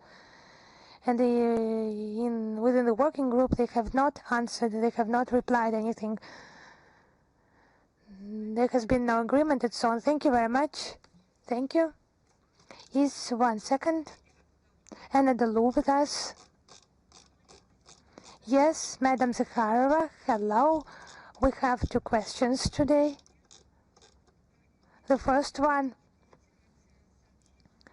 Could you please comment on the reports by the media that Russia and Ukraine have already started peaceful negotiations with the mediation of the US at the neutral platform in Abu Dhabi in the UAE? Yes, I would repeat that this issue has already been commented upon in the presidential administration and commented by Russian Foreign Minister Sergei Lavrov during his press conference on the 25th of November. If I have something to add, I will share this information with you. Thank you. And the second question. Donald Trump has repeatedly stated his desire to end the Ukrainian conflict peacefully. Is Russia ready to support Washington's peaceful plan? So I saw that you were smiling when you were asking that question, because Sergei Lavrov also commented on this issue, and we will post a link in the text in order to reply to this question. Thank you. Thank you. Is Tony News Pakistan with us? Question. I have 2 questions today. My first question is, Russia abstained from voting on the US resolution 2803 on Gaza. The plan does not include the Palestinian Authority and bypasses the UN Security Council. How does Russia view the protection of Palestinian rights and self-determination in this situation? Мы эту тему подробным образом комментировали в сообщении, в пресс-релизе от 18 ноября. Я могу повторить еще раз, что 17 ноября в Совете Безопасности ООН. We have commented on this issue on the 17th of November. There was a voting on the American draft resolution. There were 13 votes in favor, with Russia and China abstaining. It was concerning the Gaza plan, the plan to govern Gaza, chaired by Donald Trump, and to deploy international stabilization forces together with Israel and Egypt, tasked, among other things, with peacekeeping functions, some peacekeeping functions, to demilitarize the enclave and disarm Hamas and other armed groups. However, Palestinian National Authority's participation in governing the Gaza Strip, or more generally in determining the future of the Palestinians based on the two-state solution, is not envisaged. And the UN Security Council and the UN Secretariat have been completely sidelined with the modalities of the deployment of international forces, and Resolution 2803 does not grant the Security Council the necessary prerogatives to maintain peace and security. It contradicts the spirit of genuine peacekeeping and the universally recognized international legal framework that envisages the creation of independent and territorially contiguous state of Palestine within the 1967 borders, with East Jerusalem as the capital, coexisting in peace and security with Israel. So Russia abstained from the vote, taking into account the position of the leadership of the Palestinian National Authority and interested Arab and Muslim countries in support of the American resolution, as well as to avoid a relapse into violence and military action in Gaza. I would like to remind you that the war and the suffering of the civilian population in the enclave could have been stopped long ago if Washington had not methodically, 6 times over the past 2 years, vetoed draft resolutions demanding the intermediate ceasefire. We hope that this decision does not become a cover for uncontrolled experiments in the occupied Palestinian territory or become a final verdict on the legitimate rights of Palestinians to self-determination or on Israeli aspirations for global level emphasized respect for Islam and Muslims is highly regarded in Pakistan. The Pakistani people see him as a courageous, principled, and globally respected leader. Can you tell me if President Putin intends to pay an official visit to Pakistan in the future? Are there any diplomatic consultation or preparation being made in this regard? Ну, во-первых, я хотела бы начать с благодарности за ваши теплые слова в адрес нашей страны и нашего руководства. At first, I would like to express my gratitude to your country for those words and for the authorities of your country. And I would like to remind that Russia is a multi-confessional state, a country with a diverse culture, where people from different confessions reside. As you are aware, there are regions in Russia where traditionally residents just are Islamic, and we have many mosques in our country. Islamic representatives participate in the discussion of urgent questions globally and at the national level. They provide their very important input into the unity of our country. For us, it's not just a part of foreign policy, but a part of rich culture, ethnography, and part of our civilization.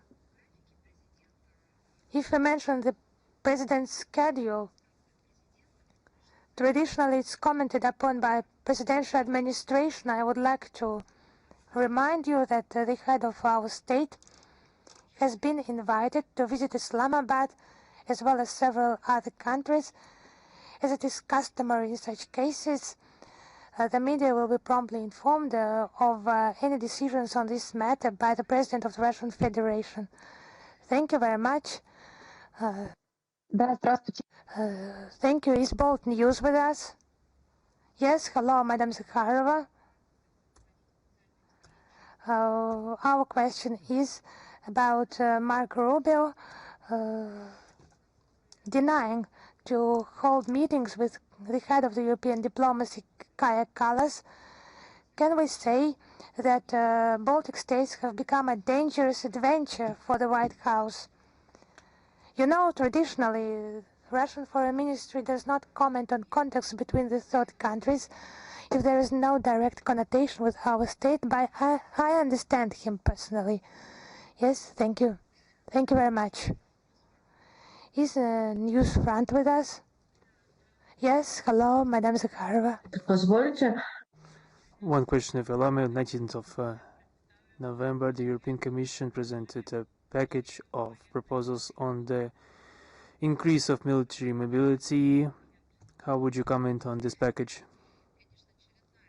This is another unhealthy initiative by the European Commission regarding the speediest creation of a zone of military mobility by 2027. This is yet another testament to Brussels' course to force march to reinforcement of the logistical potential of member countries of the EU to counter the fictional threat, made-up threat of Russia and its allies. Under the pretext of deterrence against a country and or inflicting the strategic defeat, the NATO countries are using the peaceful European Union to basically prepare a staging ground to redeploy large military contingents and heavy weapons of the North Atlantic Alliance to the Russian borders. This all happens after they have actually unleashed the conflict in Ukraine through numerous manipulations and manipulations in the internal affairs of the state and the use of anti-state and unconstitutional coup d'etats. And after that, they decided to blame something for that, and we saw this repeatedly in history. This will not result in any success because we see their true intent and see what they have written in the documents. We see that they are redeploying large. They are preparing a staging ground to redeploy heavy weapons and large armed contingents of NATO towards Russian borders. We're not talking about Russia extending its staging grounds against NATO, but NATO incessantly trying to use this or that technique to create hotspots of tension at our borders. The so-called military Schengen is in essence an integrated part of the initially unimplemented, unrealistic attempts to inflict a so-called strategic defeat upon our country pushed by the current EU leadership. It's telling that the European Commission decision to create this infrastructure for the fast transfer of military cargo through the EU countries to the eastern flank was preceded by the introduction of some limitations regarding the issuance of multi-entry Schengen visas to the citizens of the Russian Federation. Now we also additionally find out that they issue those visas to militants recruited in Asia. We see what is happening.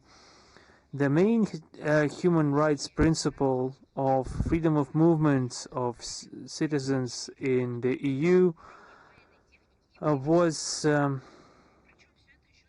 set aside for the freedom of movement of arms and military equipment. We are attentively looking at such military preparations in the environs of our country, taking them into account their military planning. Thank you. Is Rudolf with us?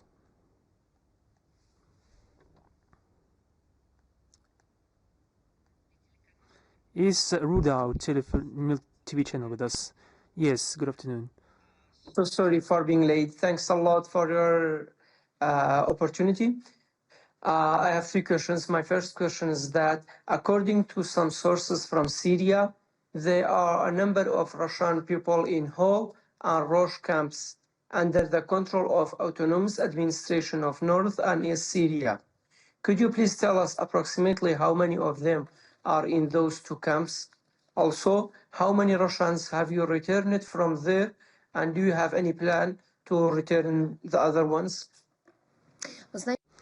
You know, the Ministry of Foreign Affairs of the Russian Federation doesn't have clear data on the number of Russians in the IDP camps in the northeast of Syria under the control of the self-proclaimed Kurdish administration. The official Syrian authorities that the Russian embassy in Syria interacts with has no access into this territory.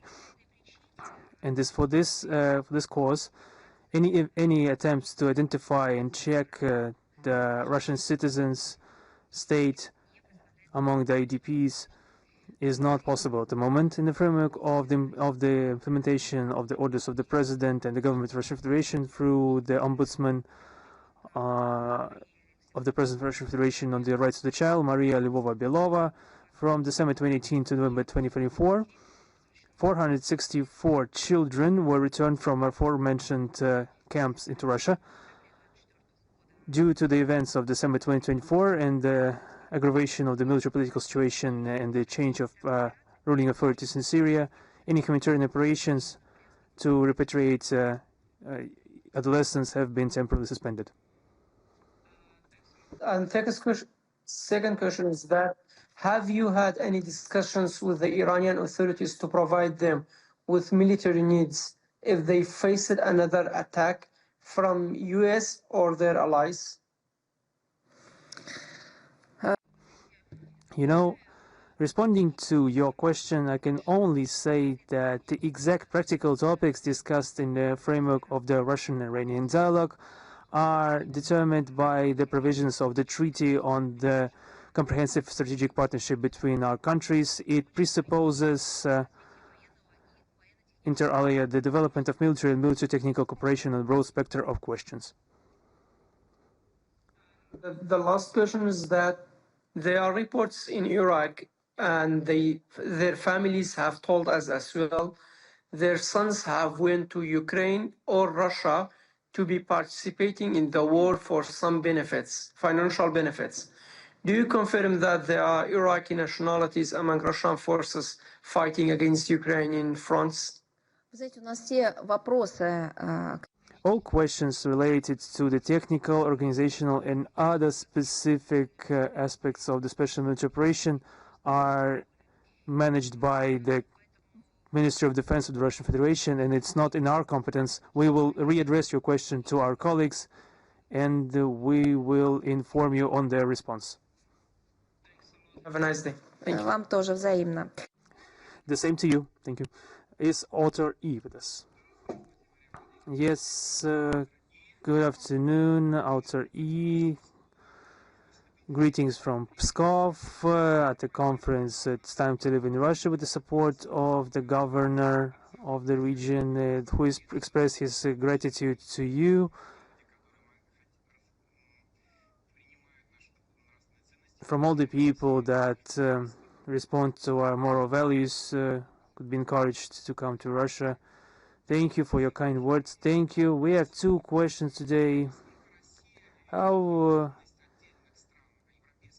does Russia see the readiness of the separate EU countries to review the sanctions and multi-political course, especially against the backdrop of the catastrophic deindustrialization and energy problems and the complete fatigue of their people from this confrontation?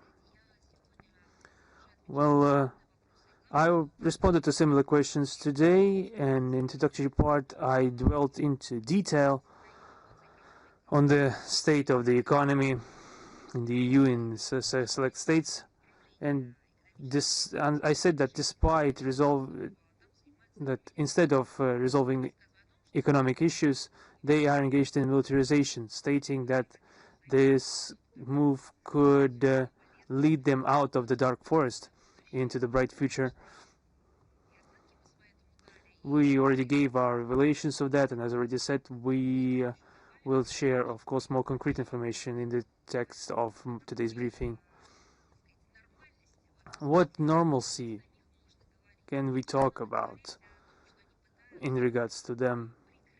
They are trying to disguise the current problems that they have and are militarizing at an extreme pace. They are providing immense amounts of money to the Kiev regime, sending weapons, sending arms. So we see the same arms being spread all over the world. Can we talk about any possible return to normalcy, any return to trade negotiations, or any table of negotiation or deals? No, of course not. This is a continuation that we see, continuation of a destructive tendency, destructive processes. The leading economies of the EU, including Germany, the former locomotive of the movements they had, Berlin used to keep this status. Germany currently experiences negative tendencies in their economies. The growth of the EU is also aggravated by the United States tariff, the consequences of anti-Russian sanctions, the disastrous migration policy. The growth of internal problems at the EU leads to the growth of the corresponding growth of protest aspirations and the growth of oppositional, nationally oriented parties. And the EU establishment is, in response, ramping up the idea of Russian threats. They are manipulating the fears of the population to distract them from the real problems that they face. They are trying to silence their internal policy opponents, try to suppress any conflicting worldviews. And without any external threat on the Ukrainian factors, the leaders of the EU countries will be forced to face the reality, and that they will have to justify their exorbitant military expenses. They will face the necessity to respond before the population for the sanctions policy and anti-Russian policy which has proven its inefficacy, and that they've spent such exorbitant amount of money towards Ukrainian conflict, which have been completely wasted. All those funds, for those all opportunities waiters, they will have to respond for that, to be accountable for that. Some of the European leaders who have invested all their political capital in supporting the Kiev regime are justifiably afraid of losing their positions and the twilight of their career. In these conditions, we can hardly expect any real corrections of policy in the Russian track from the leadership of the EU. We don't see the facts at hand. Thank you. My second question: does the Russian MFA support the actions of the International Network House of BRICS? We know that they are actively developing. Would like to ask your opinion. We have no information about our clear participation, but I will clarify this. Thank you. Is Broader Asia with us? Yes, sir. Greetings, colleagues. Ina Fernandez, Broader Asia channel. I have a short question. On November 23rd in Kyrgyzstan, a Russian Kyrgyz TV channel, Nova TV, started its broadcast. Madam Zakharova, what is the relevance of the launch of this media channel, and what role it will play in the information space of our countries? Thank you. This was a result of decisions of watchers.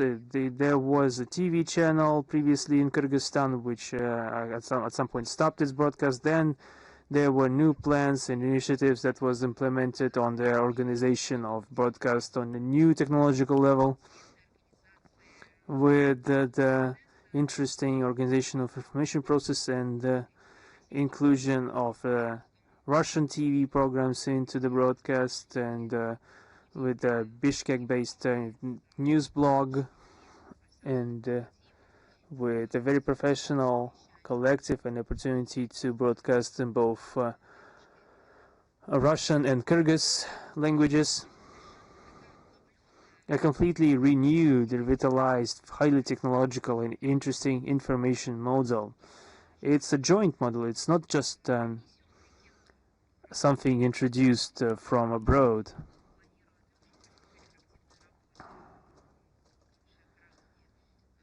We saw active participation from Kyrgyz nationals in the work of this TV channel, and I would like to add, perhaps you've heard that the representatives of this country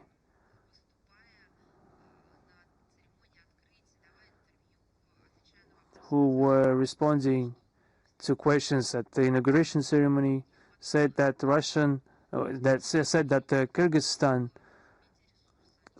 used to lack such an information resource, which is a very interesting collaboration, and here it is. It appeared. So it's a combination of demand, supply, legitimate interest, and prospects. I had the honor to take part in the ceremony of the launch of this TV channel. Russia is closely linked to the Kyrgyz Republic, not only by common history, but with common interests, by the interests of common people. And this TV channel will open a new page to develop humanitarian partnership and context between citizens. And the main goal of its creation is to return Russian programs from the NTV channel to the Kyrgyz TV broadcast space, but also to supplement the broadcast with local news and analytical programs, documentaries shedding light on the historical and cultural links between Russia and Kyrgyzstan. The signal will be freely shared through the second multiplex of the digital broadcast, spreading to around 75%, spanning around 75% of the territory of the Kyrgyzstan, also through the larger cable network. Also said that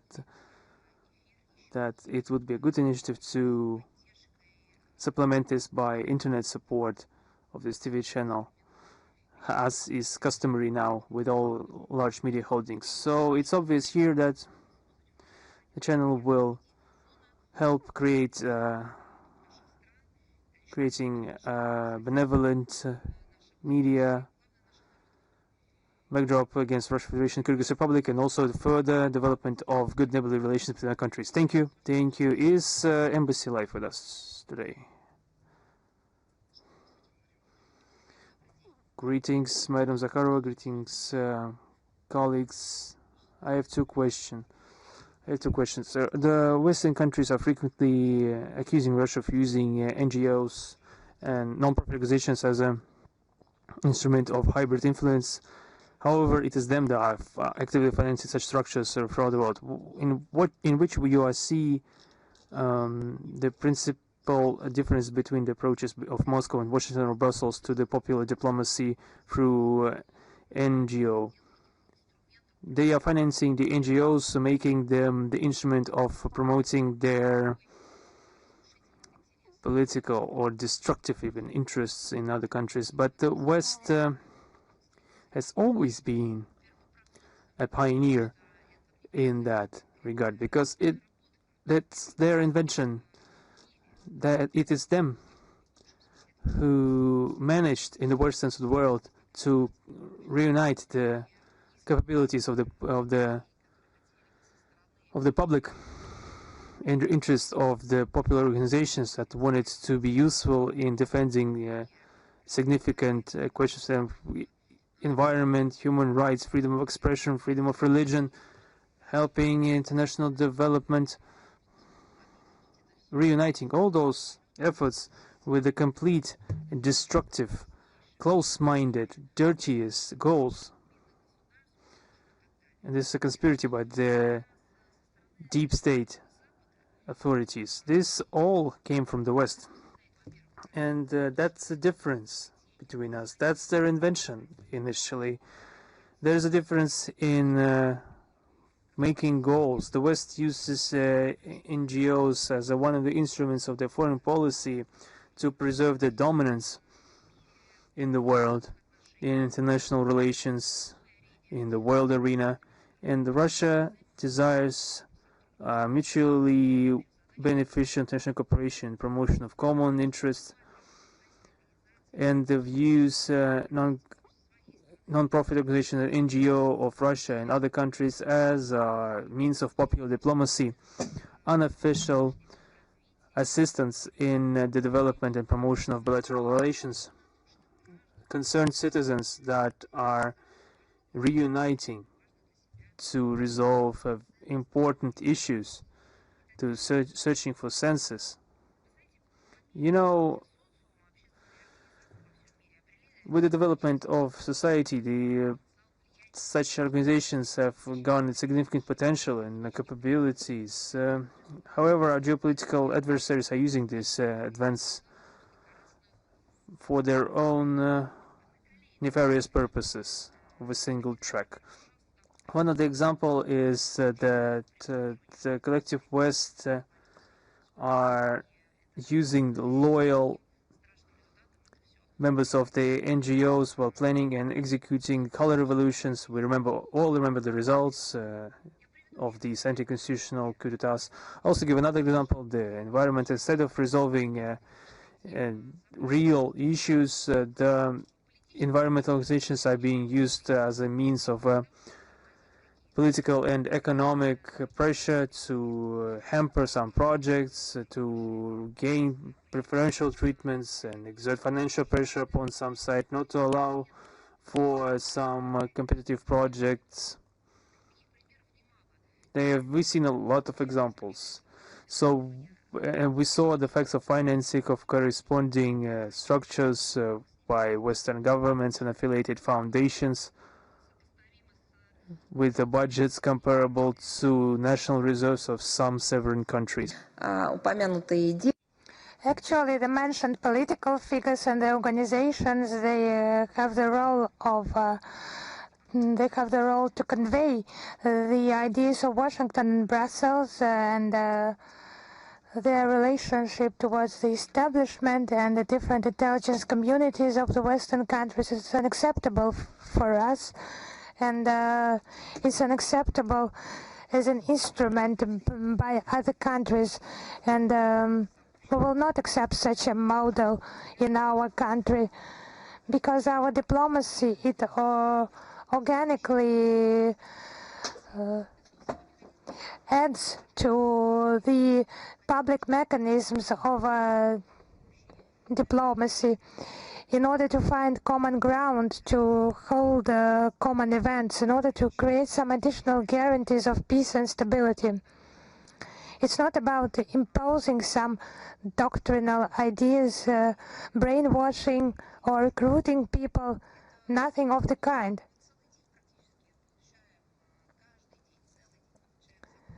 Nearly for the entire day, every day, we get requests from international organizations, and many of them approach us for support, for assistance in a participation in some project, maybe some requests that want to become part of the global movement for the preservation of the Second World War memory. They would like to participate in such events such as immortal regiments. They have something to say regarding the freedom of speech. They have some proposals for the protection of traditional values. In that regard, we cooperate with them. Some projects we initiate.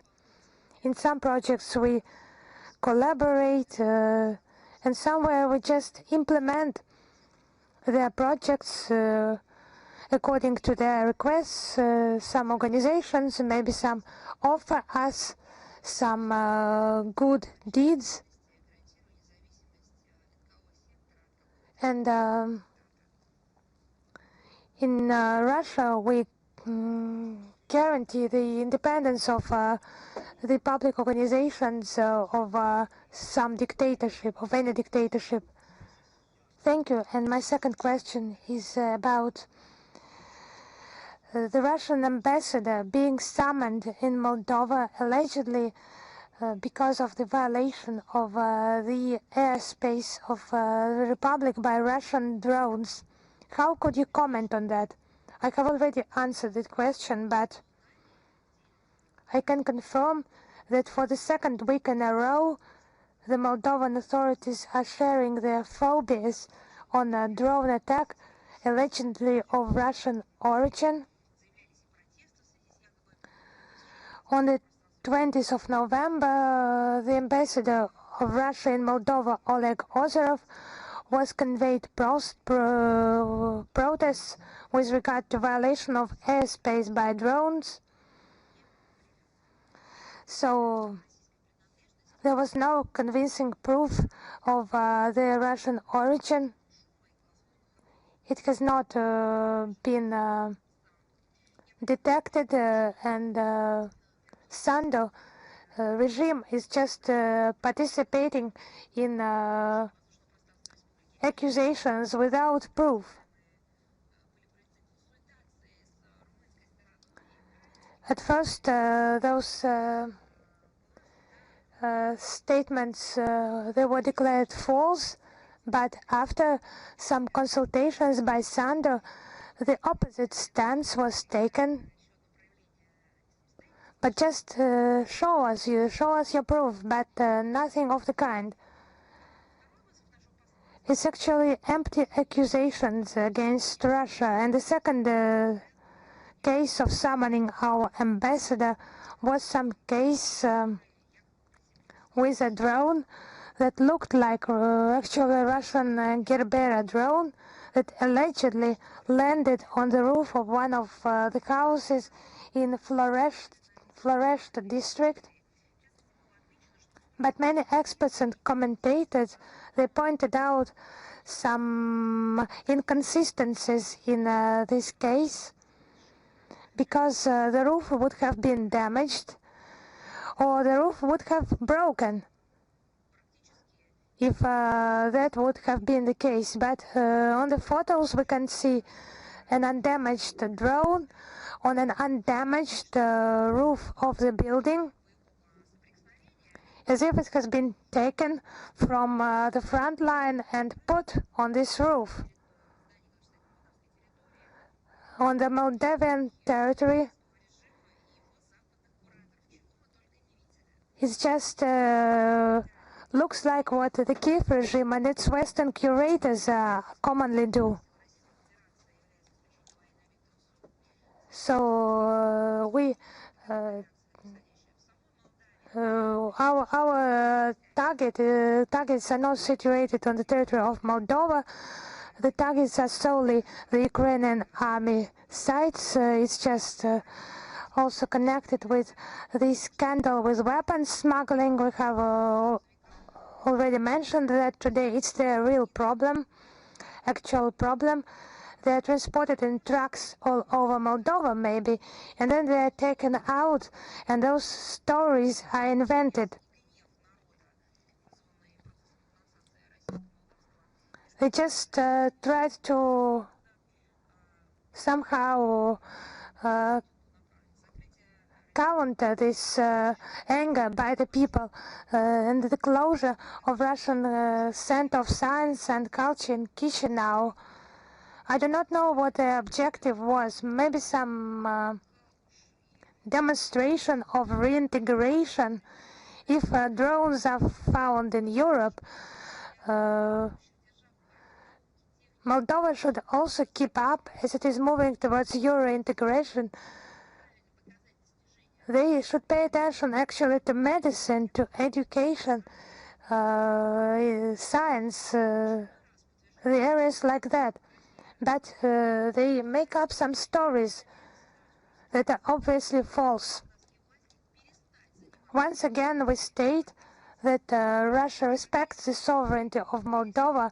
We call upon the Moldovan authorities to abandon the policy of denigration of our country, to stop fooling its own people. The Moldovans know what I'm talking about. Thank you.